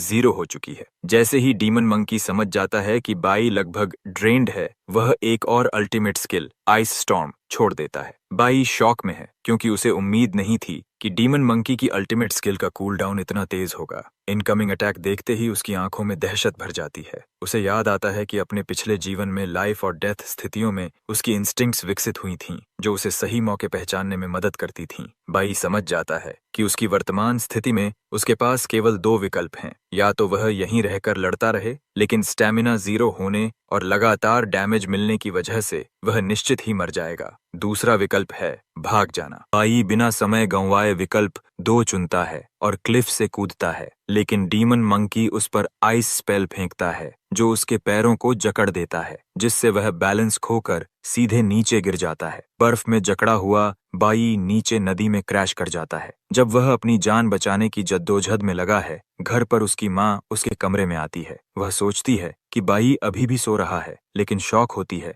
जब कमरा खाली मिलता है। बाई पिछले दिन यानी शुक्रवार को घर छोड़कर गया था और अब शनिवार है। माँ कमरे में खोजकर एक नोट पाती है, जिसमें बाई ने लिखा है कि वह एक दोस्त के घर गया है। बाई अपनी माँ से कहता है कि वह चिंता न करे, लेकिन नोट पढ़कर वह और ज्यादा चिंतित हो जाती है, क्योंकि वह जानती है कि उसका बेटा ऐसा होता तो पहले ही बता देता। वह सोचती है कि लड़का आखिर कर क्या रहा है, क्योंकि घर लौटने के बाद से वह पूरी तरह अलग व्यवहार कर रहा है। वह बेचैनी और चिंता में डूबी रहती है। दूसरी ओर डंजन में बेई किसी तरह गिरने से बच तो गया, लेकिन क्लिफ से कूदना उसका प्लान भी था। उसे याद आता है कि जब उसने आइस ब्रिज तोड़ी थी, तब लगभग 100 बीस्ट्स नदी में गिरे थे, लेकिन उसे केवल 40 बीस्ट्स का रिवॉर्ड मिला था, जिसका मतलब है कि बाकी जीवित बच गए। बाई दर्द से खांसते हुए ठंडे पानी से बाहर घसीट कर निकलता है। बच जाने के बावजूद उसकी स्टैमिना लगभग खत्म हो चुकी है। वह खून बहा रहा है, तापमान कम होने की समस्या झेल रहा है और बेहद कमजोर हालत में है। इसके अलावा वह इतनी ऊंचाई से गिरने के कारण गंभीर रूप से घायल भी है। इसमें कोई शक नहीं कि बाई आई अपनी सीमा पर पहुंच चुका है। जमीन पर पड़े हुए वह सोचता है कि क्या सच में वह अपनी सीमा पर पहुंच चुका है। इससे पहले कि वह कुछ समझे, वह आइस बेयर्स से घिर जाता है जो उसे खत्म करने के लिए तैयार हैं। जैसे जैसे बीस्ट्स करीब आते जाते हैं, बाई गहरी यादों में खो जाता है। उसे डिवाइन कोर के साथ बिताए पल याद आते हैं, टीममेट्स, लड़ाइयाँ और वह सब जो उसके काम का हिस्सा था। उसे अपनी माँ का ध्यान रखना भी याद आता है। इसी के साथ उसे अपने पिता की क्रूरता और उस धोखेबाज की याद आती है जिसने उसे बिट्रे किया। उसके दिमाग में एक आवाज गूंजती है, यह अंत है। यह आवाज बाई को अपनी मुट्ठियां बांधने पर मजबूर करती है, क्योंकि वह तय कर चुका है कि यह अंत नहीं होगा। वह खड़ा होने की कोशिश करता है और जैसे ही आइस बेयर उसे खत्म करने के लिए आता है, बाई अपना हाथ उठाकर बेयर के दांतों को जकड़ लेता है ताकि वह बंद न हो सकें। बाई ठान चुका है कि उसके पिछले जीवन की नकारात्मक और दुखद चीजें अब नहीं दोहराई जाएंगी। वह एक बार मर चुका है, सब कुछ खो चुका है, लेकिन इस बार वह सब बदलने का इरादा रखता है। बाई आइस बेयर को पटक कर दूर फेंक देता है। वह ठंडी सांस छोड़ता है और अपनी शॉर्ट स्वॉर्ड उठा लेता है। उसकी यह हताश कोशिश उसके अंदर कुछ ट्रिगर कर देती है जो क्लास एडवांसमेंट की ओर धकेल सकती है। बाई दोबारा खड़ा होता है और उसके शरीर के चारों ओर पीली ऑरा घूमती है, जबकि वह मॉन्स्टर्स से घिरा हुआ है। ऐसा डंजन सोलो करके खुद को खतरे में डालने का कारण यह है कि बाई अपने पुराने जीवन का वह एहसास महसूस करना चाहता है। वह निराशा जिसमें एड्रेनलिन शरीर में बहती थी, जिससे एडवांसमेंट ट्रिगर होती थी। हालांकि बाई लगभग मरने वाला था, फिर भी वह क्लास एडवांसमेंट की कंडीशन पूरी नहीं कर पाता। लेकिन उसकी जगह उसे एक नया स्किल मिलता है, न्यूक्लियर होली सोर्ड्समैन। यह एक अल्टीमेट स्किल है और अपने समय से काफी आगे की शक्ति है। उसे क्लास एडवांसमेंट नहीं मिला, लेकिन यह स्किल उसके भविष्य के लिए बहुत उपयोगी है। इस स्किल के साथ और एड्रेनलिन उसके शरीर में दौड़ते हुए बाई ऑरा और एनर्जी से भर जाता है। वह अपनी सोर्ड बीस्ट्स की ओर तान कर कहता है कि अब समय आ गया है कि वह सबको मिटा दे। एक बीस्ट आगे बढ़ता है और बाकी उसका पीछा करते हैं। बाई शांत खड़ा रहता है और अपनी शॉर्ट सोर्ड तैयार रखता है। जैसे ही वे पास आते हैं, बाई एक घूमता हुआ खतरनाक स्पीड अटैक अनलीश करता है जिसे सैंक्चुरी कहा जाता है। यह अटैक एक ही स्लैश में आसपास के सभी बीस्ट्स को काट कर रख देता है। नोटिफिकेशंस पॉपअप होती हैं, बताती हैं कि उसने आइस बेयर्स, फॉरेस्ट वुल्व्स और एक्सपीरियंस पॉइंट्स हासिल कर लिए। सारे मॉन्स्टर्स को साफ करने के बाद उसे आइटम्स मिलते हैं, ice field beast hide, proud bear bone और ब्लड टूथ। सैंक्चुअरी स्किल उसकी थकान साफ करती है और स्टैमिना रिस्टोर करती है। इसके अलावा बाई को एक अपग्रेड मिलता है, आइस फील्ड वॉन्डरर। यह क्लाउड एलिमेंट क्रीचर्स के खिलाफ रेजिस्टेंस देता है, साथ ही 100 डैमेज रिडक्शन भी। यही चीज उसे अपनी वर्तमान स्थिति में चाहिए। बाई क्लिफ के ऊपर देखता है और वादा करता है कि वह वापस आएगा और बाकी बीस्ट्स, जिनमें बॉस भी शामिल है, को खत्म करेगा। एक्सपीरियंस पॉइंट्स के फ्लड की वजह से बाई ई क्लास लेवल 9 तक अपग्रेड हो जाता है। वह तुरंत आइस फील्ड वॉन्डरर का इफेक्ट एक्टिवेट करता है ताकि वह ठंड का असर झेल सके। सैंक्चुरी स्किल उसे मिलने वाले डैमेज को स्टोर करने और फिर एक साथ ग्रुप एनिमीज पर रिलीज करने की क्षमता देती है, लेकिन यह केवल तब संभव है जब उसने काफी डैमेज अब्सॉर्ब किया हो। फिर भी बाई थैंकफुल है कि इस स्किल ने उसकी स्टैमिना रिस्टोर कर दी। बाई को याद आता है कि उसे सब काम जल्दी खत्म करके घर लौटना है, इससे पहले कि उसकी माँ चिंता करना शुरू करे। बाई चट्टान पर चढ़ता है और डीमन मंकी बॉस के महल की ओर बढ़ता है। डीमन मंकी कई आइस बीस्ट से घिरा हुआ है, लेकिन बाई परवाह नहीं करता और सीधा महल में घुस जाता है। कुछ और बीस्ट्स को खत्म करने के बाद बाई अब ई क्लास के आखिरी लेवल यानी लेवल 10 पर पहुंच चुका है। उधर अब रात के 11 बज चुके हैं और घर पर बाई की माँ बहुत चिंतित है। उसने खाना बनाकर डाइनिंग टेबल पर रखा है, लेकिन उसे समझ नहीं आ रहा कि उसका बेटा कहाँ है। वह प्रार्थना करती है कि उसका बेटा जहाँ भी हो सुरक्षित हो। अब बॉस के महल में बाई उन आइस बेयर्स को खत्म करता है जो महल के गार्ड्स की तरह खड़े हैं, और फिर उसे बॉस के पर्सनल गार्ड्स यानी डरावने मंकीज से लड़ना पड़ता है।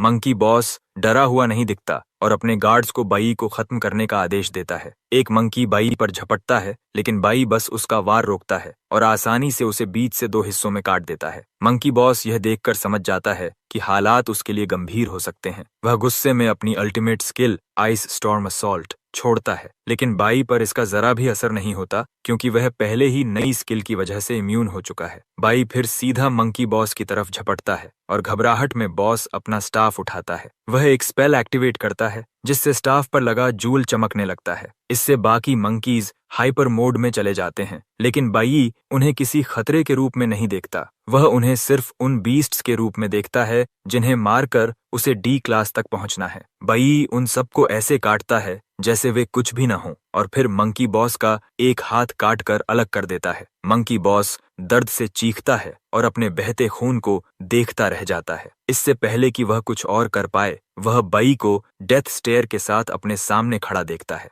बई उसके शरीर पर कई कट्स की बौछार कर देता है और अंत में उसे हरा देता है। नोटिफिकेशन आता है कि बाई ने सफलतापूर्वक D class cloud element user king of the azure forest को हरा दिया है। इसकी वजह से बाई को 8000 एक्सपीरियंस पॉइंट्स मिलते हैं। By D class nuclear warrior में भी एडवांस हो जाता है। इसके बाद उसे पता चलता है कि वहां कुछ आइटम्स पड़ी हैं जिन्हें वह उठा सकता है। क्लाउड एलिमेंट स्किल्स का इस्तेमाल करने वाले दुश्मन से लड़कर जितने एक्सपीरियंस पॉइंट्स उसने जमा किए हैं, उसकी वजह से सिस्टम बताता है कि एक नया प्रोफेशन अवेकन होने वाला है। बाई यह देखकर हैरान रह जाता है क्योंकि वह इसे पूरी तरह भूल चुका था। तभी उसके शरीर से लाल और नीली ऑरा निकलने लगती है। वह क्लाउड एलिमेंट मेज प्रोफेशन अवेकन कर लेता है और इसके साथ वह कभी भी प्रोफेशन स्विच कर सकता है। बाई खुश है कि उसने रेड प्रोफेशन अवेकन किया, चाहे वह अभी भी ई क्लास ही क्यों न हो। वह इसलिए उत्साहित है क्योंकि न्यूक्लियर क्लास जहां 100% बोनस देता है, वहीं रेड क्लास 200% बोनस देती है। इसमें कोई शक नहीं कि रेड क्लास की ताकत उसकी करंट क्लास के लगभग बराबर है। बाई फिर मेज वेपन स्टोन ऑफ मैजिक उठा लेता है। उसे एक मैजिक पाउच भी मिलता है जिसमें अधिकतम 20 आइटम्स रखे जा सकते हैं। जब वह लूट इकट्ठा करने में लगा होता है, बाकी बचे जिंदा बीस्ट्स सिर्फ देख ही सकते हैं। लूट खत्म करने के बाद बाई ऊपर देखता है और समझता है कि कुछ बीस्ट्स अभी भी जिंदा हैं और क्योंकि उसने अभी नया प्रोफेशन अवेकन किया है, वह उन्हें आजमाने का सोचता है। वह मेज मोड में स्विच करता है और उसकी आंखों से लाल ऑरा निकलती है जैसे ही वह उन बीस्ट्स को नष्ट करने की तैयारी करता है। अब अगली सुबह 5 बाई की माँ ने पूरी रात एक पल भी नहीं सोया। वह लिविंग रूम में बैठी है और उम्मीद कर रही है कि उसका बेटा लौट आए। तभी दरवाजा खुलता है और आवाज सुनते ही वह तुरंत खड़ी हो जाती है, यह देखने के लिए कि क्या वह उसका बेटा है। बाई घर में प्रवेश करता है, मुस्कुराते हुए और अपनी माँ से माफी मांगते हुए कि उसने उसे चिंता में डाल दिया। उसकी माँ एक पल भी गंवाए बिना उसके पास दौड़कर आती है और उसे कसकर पकड़कर रोने लगती है। बाई यह देखकर हैरान रह जाता है कि उसकी माँ पूरी रात उसका इंतजार करती रही और उसने खाना भी नहीं खाया। तभी बाई अपनी माँ से कहता है कि उसके पास एक अच्छी खबर है। डंजन से निकलते समय बाई बहुत से कीमती आइटम्स इकट्ठा कर पाया और यह सब उस मैजिक पाउच की वजह से है जो उसे मिला था। पाउच के अंदर उसका वेपन भी है। डंजन से निकलने के बाद वह एक और ब्रोकर से मिलता है। ब्रोकर और के लिए 800 की कीमत लगाता है, लेकिन बाई उसे 8000 की काउंटर ऑफर देता है। ब्रोकर यह सुनकर शॉक्ड हो जाता है कि बाई और के लिए इतनी बड़ी रकम मांग रहा है। बाई उससे बहस नहीं करता, बस और उसके हाथ से छीनता है और कहता है कि वह जा रहा है। मजबूर होकर ब्रोकर अपनी बोली 2000 तक बढ़ा देता है, लेकिन बाई फिर से 5000 मांगता है। ब्रोकर 3000 की पेशकश करता है और कहता है कि यही उसकी अंतिम कीमत है। जैसे ही वह यह कहता है, बाई कीमत बढ़ाना शुरू कर देता है और देखते ही देखते कीमत 7000 तक पहुंच जाती है। ब्रोकर अब भी आर्ग्यू कर रहा होता है और सोचता है कि बाई कीमत क्यों बढ़ाता जा रहा है। आखिर में उसे समझ आता है कि बाई रुकने वाला नहीं, तो वह तुरंत 7000 पर उसे रोकता है और ओआर को 7000 में खरीदने के लिए तैयार हो जाता है। चूंकि बाई अपने पिछले जीवन में ब्रोकर्स के साथ डील कर चुका है, उसे पता है कि उनसे कैसे निपटना है और ये बेचकर मिले पैसों से वह एक अपार्टमेंट किराए पर लेता है और अपनी माँ को वहां ले जाता है। अपने पिछले जीवन में उसकी माँ एक के बाद एक मुसीबत में फंसी रही थी, लेकिन इस जीवन में बाई सिर्फ इतना चाहता है कि वह अपनी माँ की देखभाल करे और उसे आराम दे। बाई अपनी माँ के सामने ही अपार्टमेंट का सौदा फाइनल करता है, जिससे वह रकम सुनकर हैरान रह जाती है। उसी रविवार को शाम 8 बजे तक बाई और उसकी माँ नए किराए के अपार्टमेंट में शिफ्ट हो जाते हैं। बाई खुश है कि उसे अपनी माँ को मुस्कुराते हुए देखने का मौका मिला, क्योंकि उसे याद नहीं कि आखिरी बार उसने उसे ऐसे कब मुस्कुराते देखा था। हालांकि बाई ने नया अपार्टमेंट किराए पर ले लिया है और वह ई से डी क्लास तक ऊपर आ चुका है। वह जानता है कि वह अपने पिता की वजह से लापरवाह नहीं हो सकता। वह पहले यह सुनिश्चित करना चाहता है कि अपने पिता वाली समस्या पूरी तरह सुलझा ले, फिर अपने असली लक्ष्य पर पूरी तरह ध्यान देगा। बाई राई अपने दाहिने हाथ पर एक मैजिक स्टोन पहनता है जो एरिया ऑफ इफेक्ट मैजिक को 50% तक बढ़ा देता है। उसी समय होंग बहुत सख्त ट्रेनिंग कर रहा है, अपनी लिमिट से आगे बढ़ने की कोशिश करते हुए। वह बिना रुके एक लैबिरिंथ से दूसरे लैबिरिंथ में कूद रहा है। उसकी बहन उसे आराम करने के लिए मनाने की कोशिश करती है, लेकिन वह उसका हाथ झटक देता है। होंग तैयार है कुछ भी करने के लिए, बस उसे सबसे ऊपर बने रहना है। दूसरी ओर एक और अनजान व्यक्ति न्यूली अवेकेंड छात्रों की सूची देख रही है। उसे निराशा होती है कि नए अवेकेंड में कोई एक्सेप्शनल टैलेंट नहीं है। अगली सुबह 7:30 बजे बाई की माँ ने उसके लिए खाना तैयार कर रखा है। बाई यह देखकर चौंक जाता है कि वह देर हो रहा है। वह अपनी माँ से पूछता है कि उसने उसे उठाया क्यों नहीं, तो उसकी माँ जवाब देती है कि वह अच्छी तरह सो रहा था और वह उसकी नींद खराब नहीं करना चाहती थी। वह उसका सिर सहलाते हुए कहती है कि वह धीरे धीरे खाए। अपनी माँ के इस सुकून देने वाले व्यवहार से बाई शांत हो जाता है। उसे एहसास होता है कि उसे आराम से सोए हुए बहुत समय हो चुका है। इसके अलावा उसे बिना जल्दबाजी के नाश्ता किए भी बहुत समय हो गया है। तभी उसकी माँ उससे पूछती है कि क्या उसे कुछ चाहिए, जैसे कोई खिलौना या किताब। बाई हैरान हो जाता है कि उसकी माँ अचानक उसे गिफ्ट देने की बात क्यों कर रही है। तभी उसकी माँ उसे याद दिलाती है कि अगला शुक्रवार यानी 5 जून उसका जन्मदिन है। बाई को एहसास होता है कि उसकी माँ सही कह रही है, लेकिन उसने बहुत समय से अपना जन्मदिन मनाया ही नहीं, इसलिए वह पूरी तरह भूल गया था। उसके पिछले जीवन में जब उसकी माँ की मौत हो गई तो किसी ने उसका जन्मदिन मनाना बंद कर दिया और धीरे धीरे वह खुद भी इसे भूल गया। खाना खाते हुए बाई सोच में पड़ जाता है कि उसे क्या चाहिए। वह उलझन में है क्योंकि जो चीजें वह सच में चाहता है उनमें से ज्यादातर उसके पास पहले ही हैं। उसका अगला और सबसे जरूरी लक्ष्य है उस ट्रेटर को मारना, जिसकी वजह से उसकी और उसकी पूरी टीम की मौत हुई। जब बाई उस दिन स्कूल पहुंचता है, उसे पता चलता है कि वे कॉम्बैट सिमुलेशन की तैयारी शुरू करने वाले हैं। टीचर नए अवेकेंड छात्रों के सामने सख्त अंदाज में खड़ा होकर कॉम्बैट सिमुलेशन के बारे में बताता है। वह समझाता है कि यह एकेडमी मिडिल स्कूल डिवीजन है जो डिवाइन गिल्ड की निगरानी में है। वह उन्हें बताता है कि गिल्ड उनके हर कदम पर नजर रखेगा और डिवाइन गिल्ड को प्रभावित करने का सबसे अच्छा तरीका कॉम्बैट सिमुलेशन है। वह छात्रों को बताता है कि कॉम्बैट सिमुलेशन ही उनका ग्रेजुएशन असेसमेंट होगा और इसे लाइव ब्रॉडकास्ट भी किया जाएगा। टीचर कहता है कि सबसे अच्छा प्रदर्शन करने वाले स्टूडेंट को हाई स्कूल डिवीजन के साथ ट्रेनिंग कैंप में भाग लेने का मौका मिलेगा। ट्रेनिंग कैंप साल में सिर्फ एक बार होता है और डिवाइन गिल्ड से संपर्क बनाने का यह सबसे अच्छा मौका है। स्कूल आमतौर पर मिडिल और हाई स्कूल के सबसे अच्छे छात्रों को चुनता है ताकि वे साथ में शंघाई नेशन जाएं, जहां डिवाइन गिल्ड का मुख्यालय स्थित है। बाई को शंघाई नेशन याद है क्योंकि वहीं उसकी मुलाकात अपने मास्टर से हुई थी और वहीं वह ट्रेटर पैदा हुआ था। हालांकि ट्रेटर कभी उसके मास्टर से नहीं मिला क्योंकि वह बाई के बाद डिवाइन कॉर्प्स में शामिल हुआ था। बाई जानता है कि उसे असेसमेंट में उच्च अंक हासिल करने होंगे ताकि वह ट्रेनिंग कैंप में जा सके। उसे वर्तमान में ट्रेटर को ढूंढने के अधिक अवसर मिलेंगे। पता चलता है कि सिमुलेशन बैटल आने वाले शुक्रवार को है, यानी 4 दिनों बाद। कुछ छात्र कॉम्बैट सिमुलेशन को लेकर उत्साहित हैं, जबकि 4 आइज और स्पेक्स जैसे लोग चिंतित हैं क्योंकि सिमुलेशन एक असली लैबिरिंथ में होता है। तभी टीचर ट्रेनिंग रूम की ओर इशारा करता है जहां वे पहली ट्रेनिंग सेशन करने वाले हैं, फिजिकल कंडीशनिंग। यह ग्रेविटी रूम है जहां सभी को 10 सेट शटल रन से शुरुआत करनी है। अचानक बेई अपने टीचर के पास जाकर कहता है कि वह रिकमेंडेड ट्रेनिंग रूम का उपयोग नहीं करना चाहता। यह सुनकर टीचर और छात्र दोनों चौंक जाते हैं। टीचर बाई से कहता है कि सिर्फ होंग को हराने से वह खुद को बहुत ऊपर न समझे। टीचर को लगता है कि बई ट्रेनिंग स्किप करना चाहता है, लेकिन बई उसे बताता है कि वह एक अत्यधिक स्पेशलाइज्ड ट्रेनिंग चाहता है। टीचर उलझन में पड़कर पूछता है कि क्या बई यह संकेत दे रहा है कि उसकी ट्रेनिंग मेथड में समस्या है। बई बताता है कि फिजिकल कंडीशनिंग लगभग हर अवेकनर क्लास के लिए आवश्यक है, यानी ग्रेविटी रूम बुरा विकल्प नहीं है। हालांकि बाई मानता है कि शटल रन असैसिन और वॉरियर जैसी क्लासेस के लिए अच्छा है जिन्हें स्पीड और कोऑर्डिनेशन चाहिए, लेकिन सभी को इसकी जरूरत नहीं। वह टीचर को बताता है कि मेज और चांटर जैसी क्लासेस एलिमेंट रूम में ट्रेन करने के लिए बेहतर हैं। वह आगे कहता है कि सभी छात्रों को अलग अलग तरह के ट्रेनिंग मेथड्स मिलने चाहिए क्योंकि क्लासेस के उपयोग सभी के लिए अलग हैं। टीचर यह सुनकर कहता है कि बाई उसे उसका काम सिखाने की कोशिश कर रहा है। ची यह बातचीत सुनती है और शॉक में पड़ जाती है। उसे एहसास होता है कि बेई जिस ट्रेनिंग मेथड की बात कर रहा है वही मेथड डिवाइन कॉर्प्स के ट्रेनिंग ऑफिसर मिस्टर डोंगयांग ने प्रस्तावित की थी। यह एक नई मेथड है और अगर उसके पिता वीडियो टेप घर न लाते तो वह भी इसके बारे में नहीं जानती। ची अवाक रह जाती है कि बाई और डोंगयांग एक ही मेथड के बारे में सोच रहे हैं। स्पेक्स बाई से कहता है कि टीचर को ब्लंट फीडबैक देकर उनकी भावनाएं आहत न करे क्योंकि वह स्कूल का सबसे अथॉरिटेटिव ट्रेनर है। लेकिन टीचर गुस्सा होने के बजाय बाई के कंधे पर हाथ रखकर मुस्कुराता है और कहता है कि ट्रेनिंग मेथड रोचक है।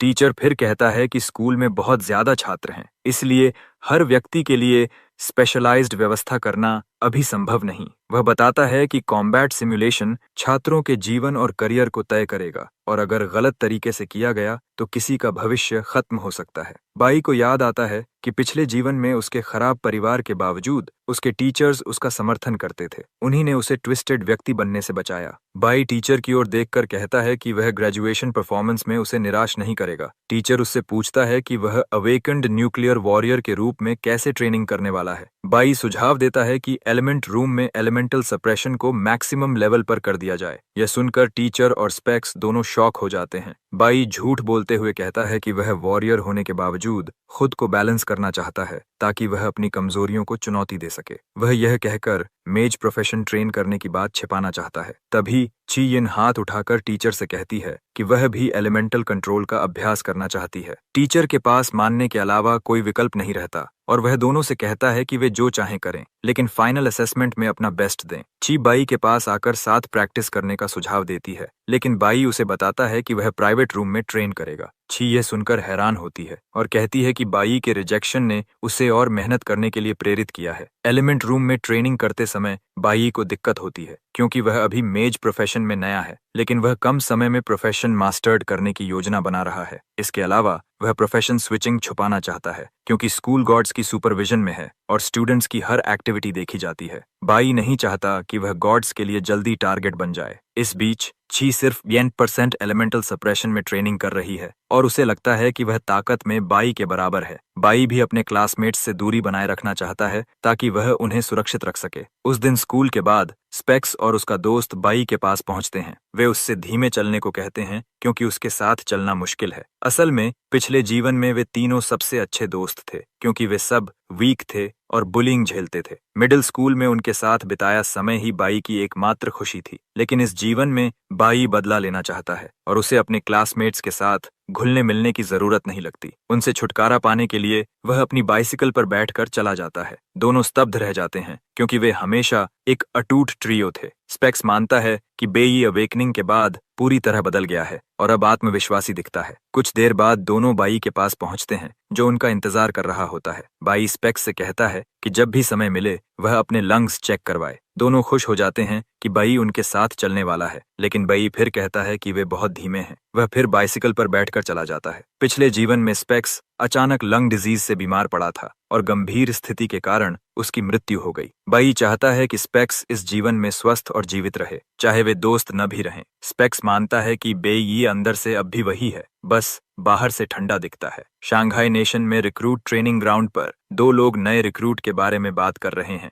जिसने डिवाइन गिल्ड में शामिल होकर अच्छा प्रदर्शन किया है। उस रिक्रूट के बाल उसी तरह के हैं जैसे उस ट्रेटर के जिसने बाई और उसकी टीम को बिट्रे किया था। उस शाम जब बाई घर लौटा, उसने अपनी माँ से कहा कि वह अकेले बाहर न जाए। वह उसे भरोसा दिलाता है कि वह हमेशा जल्दी घर लौटेगा और हर बार ग्रोसरीज लेकर आएगा। बाई चिंतित है क्योंकि वह जानता है कि यह वातावरण उसकी माँ के लिए अभी भी सुरक्षित नहीं है और उसे बेहतर जगह ले जाना होगा। अवेकेंड प्रिजन में लिंग पहले ही एक शेफ के साथ डील कर रहा है। अगले दिन जो मंगलवार है, बाई ने मेज की कार्यप्रणाली को समझना शुरू कर दिया है। उसे एहसास होता है कि की फैक्टर्स हैं कास्टिंग टाइम और आवश्यक एलिमेंटल पावर की गणना। जब वह ट्रेनिंग रूम को बुरी तरह हिला रहा है, उसके दोस्त शटल रन्स में बुरी तरह जूझ रहे हैं। ट्रेनिंग सेशन अगले दिन भी चलता है और उसके बाद स्पेक्स और उसका दोस्त बाई को डिनर के लिए बुलाते हैं, लेकिन वह इनकार कर देता है, कहते हुए कि उसे घर जल्दी जाना है। हालांकि वह उन्हें कुछ सलाह देता है, एक सीक्रेट टेक्निक जो आर्चर्स के लिए है। आर्चरी वाला स्टूडेंट यह सुनकर खुश हो जाता है। गुरुवार को स्पेक्स क्लिनिक जाता है और डॉक्टर उसे बताता है कि वह बहुत लकी है कि वह समय पर क्लिनिक आ गया। डॉक्टर उसे बताता है कि उसके लंग्स में एक पैरासिटिक ट्यूमर बढ़ रहा है और यह बहुत तेजी से फैलने वाला ट्यूमर है। डॉक्टर उसे सलाह देता है कि वह जल्द से जल्द बड़े अस्पताल में सर्जरी स्केड्यूल करे ताकि ट्यूमर हटाया जा सके। स्पेक्स डॉक्टर का धन्यवाद करता है और कहता है कि वह अपॉइंटमेंट जरूर लेगा। जैसे ही स्पेक्स डॉक्टर के ऑफिस से बाहर निकलता है, उसे याद आता है कि बाई ने ही उसे उसके फेफड़ों के बारे में चेतावनी दी थी। वह सोचता है कि बाई को कैसे पता था कि उसके लंग्स में कोई समस्या है। इससे बाई को लेकर उसके मन में और रहस्य पैदा हो जाता है। तभी वह कुछ लड़कों को होंग के बारे में बात करते हुए सुनता है। पता चलता है कि होंग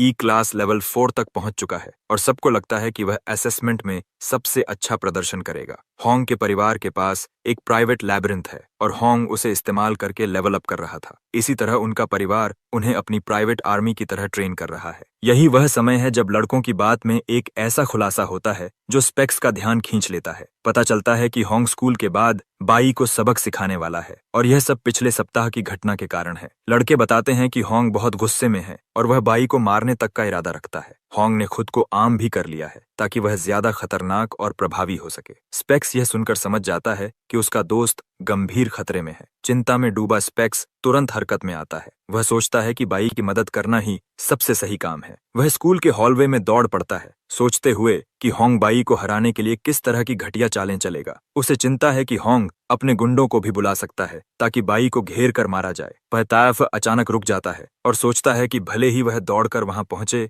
वह कितना बेकार साबित होगा। वह पीछे हटना चाहता है, लेकिन उसे याद आता है कि बेई ने उसकी मदद की थी और इससे भी बढ़कर वह उसे अपना भाई मानता है। और इसी वजह से स्पेक्स तय कर लेता है कि अगर बाई की जान बचाने के लिए उसे मरना भी पड़े तो वह तैयार है। स्पेक्स स्कूल की आर्मरी की ओर जाता है और कमरे का ताला तोड़कर अंदर घुस जाता है। नियम तोड़ने के बावजूद बाई की मदद करने का विचार उसके दिमाग से नहीं निकलता। वह दरवाजा खोलता है और यह सोचकर अंदर दाखिल होता है कि चाहे वह मर भी जाए, उसे बेई को बचाना है। वह वेपन रैक की जांच करता है और एक बड़ी कुल्हाड़ी उठा लेता है। अचानक उसे पीछे से चियन की आवाज सुनाई देती है जो पूछती है कि वह आर्मरी में घुसकर क्या कर रहा है। स्पेक्स चुप रहना चाहता है, लेकिन चियन उसे दबाव देकर पूछती है कि आखिर क्या हुआ है, क्योंकि वह बुरी तरह जल्दबाजी में दिख रहा है। स्पेक्स चिल्लाकर कहता है कि उसे बेई आई की जान बचाने जाना है। इस बीच बाई महसूस करता है कि कोई उसका पीछा कर रहा है। वह एक गली में पहुंचकर कहता है कि सामने आओ। तभी होंग तलवार हाथ में लिए सामने आता है, खतरनाक अंदाज में। वह बाई से कहता है कि वह पिछले हफ्ते के हिसाब चुकाने आया है। बाई पीछे मुड़कर दयनीय चेहरा बनाकर पूछता है कि क्या होंग सच में सोचता है कि उसके पास उसे हराने की क्षमता है। होंग जवाब देता है कि वह पूरी तरह आश्वस्त है। वह यह कहते ही अपनी स्किल एक्सेलरेट एक्टिवेट करता है और बाई की ओर झपटता है। होंग बताता है कि वह पिछले इंसिडेंट के बाद लगातार ट्रेनिंग कर रहा है। एक्सेलरेट के बाद वह एक और स्किल एक्टिवेट करके बाई के पीछे प्रकट होता है, लेकिन इसके पहले कि वह हमला कर सके, बाई तेजी से हट जाता है। जैसे ही मौका मिलता है, बाई होंग को पकड़कर जमीन में पटक देता है। होंग दर्द में चीख उठता है और उसे अंदाजा होता है कि बाई की अटैक पावर उससे कहीं ऊपर है। उसे यकीन नहीं होता कि यह संभव है। बाई उसे बताता है कि केवल वही नहीं, वह भी लगातार मजबूत हो रहा है। बाई बड़ी सफाई से डैगर निकालकर होंग के सिर के पास जमीन में मार देता है। होंग समझ जाता है कि उसने पहली बार जिस चीज को नजरअंदाज किया था वह यह थी कि बाई शक्ति और क्षमता में उससे बहुत आगे है। दोनों की उम्र समान है, लेकिन होंग समझ जाता है कि बाई एक ऐसा व्यक्ति है जिसे वह कभी पकड़ भी नहीं सकता। होंग यह देखकर शॉक में है कि बाई लेवल अप भी कर चुका है। वह चिल्लाकर पूछता है कि बाई किस लेवल पर है। होंग यकीन नहीं कर पाता कि बाई ने स्तर बढ़ाया है। वह पूछता है कि उसने यह कैसे किया। वह बताता है कि वह लेवल 4 तक पहुंचने के लिए कितना मुश्किल ट्रेनिंग करता रहा, लेकिन बाई फिर भी उससे तेज है। बाई बस मुस्कुराकर पूछता है, क्या तुम कभी मर चुके हो? होंग गले पर नाइफ रखते हुए कहता है कि वह चाहे तो उसे मार दे या यातना दे। उसे लगता है कि बाई उसे बहुत समय से नीचा दिखा रहा है और बाई मानता भी है, लेकिन बाई यह भी कहता है कि वह होंग से उतनी नफरत नहीं करता, बल्कि वह इम्प्रेस्ड है कि होंग ने अकेले उसका पीछा किया, न कि घात लगाकर हमला किया या अपने दोस्तों को बुलाया। बाई समझता है कि होंग सिर्फ अपनी ताकत का परीक्षण करना चाहता था। होंग चिल्लाकर कहता है कि उसे अभी मार डालो या फिर बाद में उसकी मौत का सामना करो। बाई फिर सोचकर कहता है कि वह अपनी बात वापस ले रहा है। अब उसे होंग से वाकई नफरत है। उधर स्पेक्स और ची पहुंच चुके हैं, लेकिन छिपकर देखते हैं। वे शौक में हैं कि बाई ने हालात अकेले ही संभाल लिए। वे देखते हैं कि बाई होंग पर बैठा है और होंग कोई प्रतिरोध नहीं कर रहा। बाई होंग से कहता है कि उसके पास उसके लिए एक डील है। वह उसे बताता है कि उसके पास मजबूत बनने का तरीका है, लेकिन बदले में होंग को उसके लिए कुछ करना होगा। अगले दिन शुक्रवार को असेसमेंट डे है। बाई और अन्य न्यूली अवेकेंड इकट्ठा होते हैं और टीचर घोषणा करता है कि अब कॉम्बैट सिमुलेशन शुरू करने का समय है। वह बताता है कि सिमुलेशन होने के बावजूद उन्हें असली लैबिरिंथ में उतरना होगा। हालांकि बैरियर ने ज्यादातर ताकतों को सील कर रखा है, लेकिन खतरा अभी भी मौजूद है। टीचर उन्हें उनकी क्षमता अनुसार लड़ने की सलाह देता है, क्योंकि लैबिरिंथ में खतरनाक मॉन्स्टर्स हैं। छात्रों की सुरक्षा के लिए हाई स्कूल स्टूडेंट्स को नियुक्त किया गया है जो उन्हें गाइड करेंगे। वे कॉम्बैट में भाग नहीं लेंगे लेकिन खतरे की स्थिति में हस्तक्षेप करेंगे। टीम 4 से 5 छात्रों की होगी और एक सीनियर उनका लीडर होगा। छात्र ई क्लास और एफ क्लास डंजन में से चुनाव कर सकते हैं, लेकिन ई क्लास डंजन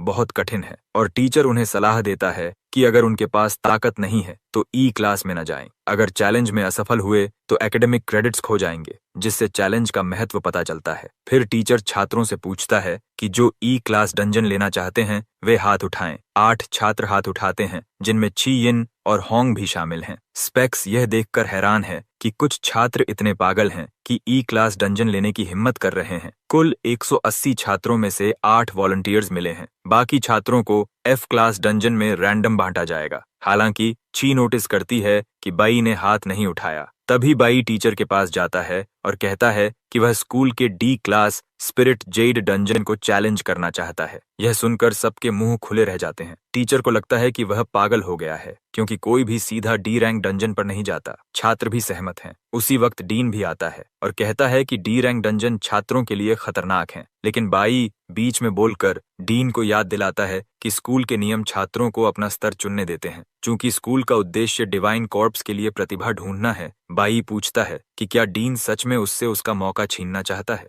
डीन कहता है कि स्कूल के डंजन्स में टीम एंट्री आवश्यक है। बाई जवाब देता है कि वह अकेले डंजन में जाने को तैयार है, लेकिन डीन लूपहोल पकड़कर कहता है कि सोलो एंट्रीज प्रतिबंधित हैं। तभी चियन हाथ उठाकर कहती है कि वह भी डी रैंक डंजन में जाएगी। यह सुनकर सभी शॉक में पड़ जाते हैं और डीन पैनिक में कहता है कि अगर उसे कुछ हुआ तो उसके पिता उसे बख्शेंगे नहीं। तभी सीनियर ग्जाइलिंग हाथ उठाता है, प्राउडली अनाउंस करके कि वह उनके साथ जाएगा और उनकी रक्षा करेगा, क्योंकि वे देश का फ्यूचर हैं। टीचर को राहत मिलती है क्योंकि उसे लगता है कि फाइनली कोई केपेबल मिल गया जो बच्चों की सुरक्षा संभाल सके। चियन शॉक में है क्योंकि जिलिंग को प्रोडिजी माना जाता है, जो अल्टीमेट स्कूल कॉर्प्स में ऑलमोस्ट सेलेक्ट हो गया था। बाई अल्टीमेट कोर का नाम सुनकर थोड़ा हैरान होता है क्योंकि यह पहली बार उसने सुना। दूसरी ओर जिलिंग बाई को घूरकर सोच रहा है कि ये लड़का अपनी ताकत समझे बिना इतना एटीट्यूड कैसे दिखा रहा है। सब तैयार होते ही टीचर कहता है कि अब वे डंजन की ओर बढ़ सकते हैं। वह इन्फॉर्म करता है कि प्रोफेशनल स्ट्रीमिंग मशीन्स उनके साथ रहेंगी और एक्सप्लोरेशन के हर सेकंड को रिकॉर्ड किया जाएगा। वह अर्ज करता है कि सब अपना बेस्ट दें, क्योंकि अब सभी यही देखने को बैठे हैं कि सबसे ज्यादा स्कोर कौन करेगा। अकेडमी दरअसल एक कॉन्कर्ड हाई रैंकिंग डंजन के ऊपर बनी है, जिससे हाई और मिडिल स्कूल डिविजन्स फ्लरिश कर सके। बाद में आसपास कई लो रैंक्ड डंजन्स स्पॉन हुए, जो छात्रों के लिए ट्रेनिंग ग्राउंड्स बन गए। बाई समझ जाता है कि चूंकि एंट्रीज रिकॉर्ड हो रही हैं,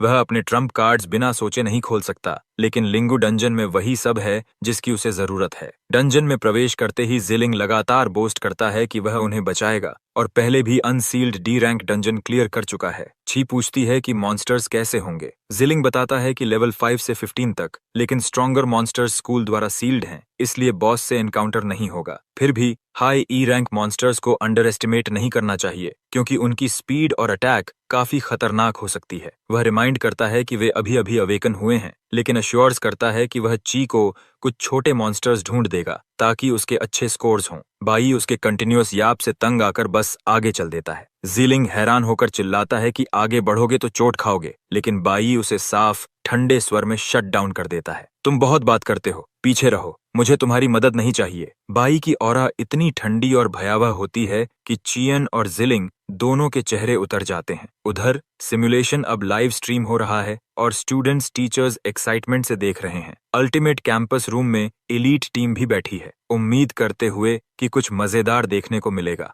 वाइस कैप्टन बताता है कि एक जूनियर ने डी रैंक डंजन चुना और वह भी सबसे ट्रैश क्लास के साथ, जिससे सभी की क्यूरियोसिटी बढ़ जाती है। बाकी छात्र ई और एफ क्लास डंजन्स में पिट रहे हैं। ई क्लास में होंग टीममेट्स को यूजलेस कहकर सोलो लड़ रहा है, क्योंकि उसकी जिंदगी का फोकस सिर्फ बाई को हराना है। वह मॉन्स्टर्स को मुक्के मारकर चीर रहा है, हॉन्टेड एम्बिशन के साथ। दूसरी ओर बाई जी और ई रैंक मॉन्स्टर्स को ऐसे काट रहा है जैसे वे टिश्यू पेपर हों। चियान और जीलिंग डिसबिलीफ में हैं, पूछते हुए कि उसने यह कैसे किया। बेई कैजुअली बता देता है कि मॉन्स्टर्स सील्ड हैं और अपनी ताकत का केवल आधा इस्तेमाल कर सकते हैं, इसलिए काटना आसान है। ची मानती है कि फिर भी एक साथ इतने मॉन्स्टर्स को काटना इंसेन है। बाई उसे एडवाइस देता है, दूसरों से कंपेयर मत करो, खुद पर फोकस करो। ची उसके काम कॉन्फिडेंट वर्ड्स से ब्लश करती है और प्रॉमिस करती है कि वह पूरी ताकत लगा देगी। जिलिंग विजिबली फ्रस्ट्रेट होता है कि अटेंशन बाई को मिल रहा है। वह बाई को कॉशन करता है कि यह डी रैंक डंजन है, ओवर कॉन्फिडेंस मत दिखाओ, लेकिन बाई उसे कंप्लीटली इग्नोर करके चियन को निर्देश देता है, राइट साइड के मॉन्स्टर्स तुम लो, लेफ्ट मैं लेता हूँ। जिलिंग ह्यूमिलिएशन में जल रहा है, जबकि चारों ओर बाई द्वारा मारे गए मॉन्स्टर्स की बॉडीज बिखरी हैं। बाई ची से पूछता है कि क्या वह सामने वाले लो लेवल मॉन्स्टर्स संभाल सकती है। ची दंग रह जाती है कि उससे अकेले लड़ने को कहा जा रहा है और जिलिंग गुस्से में है कि उसका कोई रोल ही नहीं। बाई रिमाइंड करता है कि सिमुलेशन उनकी इंडिविजुअल परफॉर्मेंस को असेस करता है। ची समझ जाती है कि बाई उसे गुड स्कोर सिक्योर करने का मौका दे रहा है। वह नर्वस डिटर्मिनेशन के साथ मॉन्स्टर्स से भिड़ती है। बाहर लाइव व्यूअर्स स्टन्ड हैं कि बाई मॉन्स्टर्स के साथ लिटरल प्लेइंग कर रहा है। टीचर्स अंदाजा लगा रहे हैं कि वह E3 या E4 होगा। लेंस से दिखता है कि उसने टैक्टिकल जजमेंट के आधार पर साइड्स असाइन की। बाई बताता है कि उसने नोटिस किया था कि एस्ट्रो एलिमेंट मॉन्स्टर्स राइट से आ रहे हैं, जिससे चायन की फ्लोरा एलिमेंट स्किल उन्हें काउंटर करने के लिए परफेक्ट है। ने ची वाइन्स से वॉल्स बनाकर मॉन्स्टर्स को टॉर्चर किल कर रही है और खुद अपनी स्किल पर हैरान है। बाई पहले से जानता था कि मेजेस की यूनिक बेसिक स्किल होती है। ची का स्किल पॉइजनस वाइन वॉल है, जो वाइन्स ग्रो करके वॉल बनाती है और पॉइजन डैमेज दे सकती है। बाई इम्प्रेस्ड है कि यह उसका पहला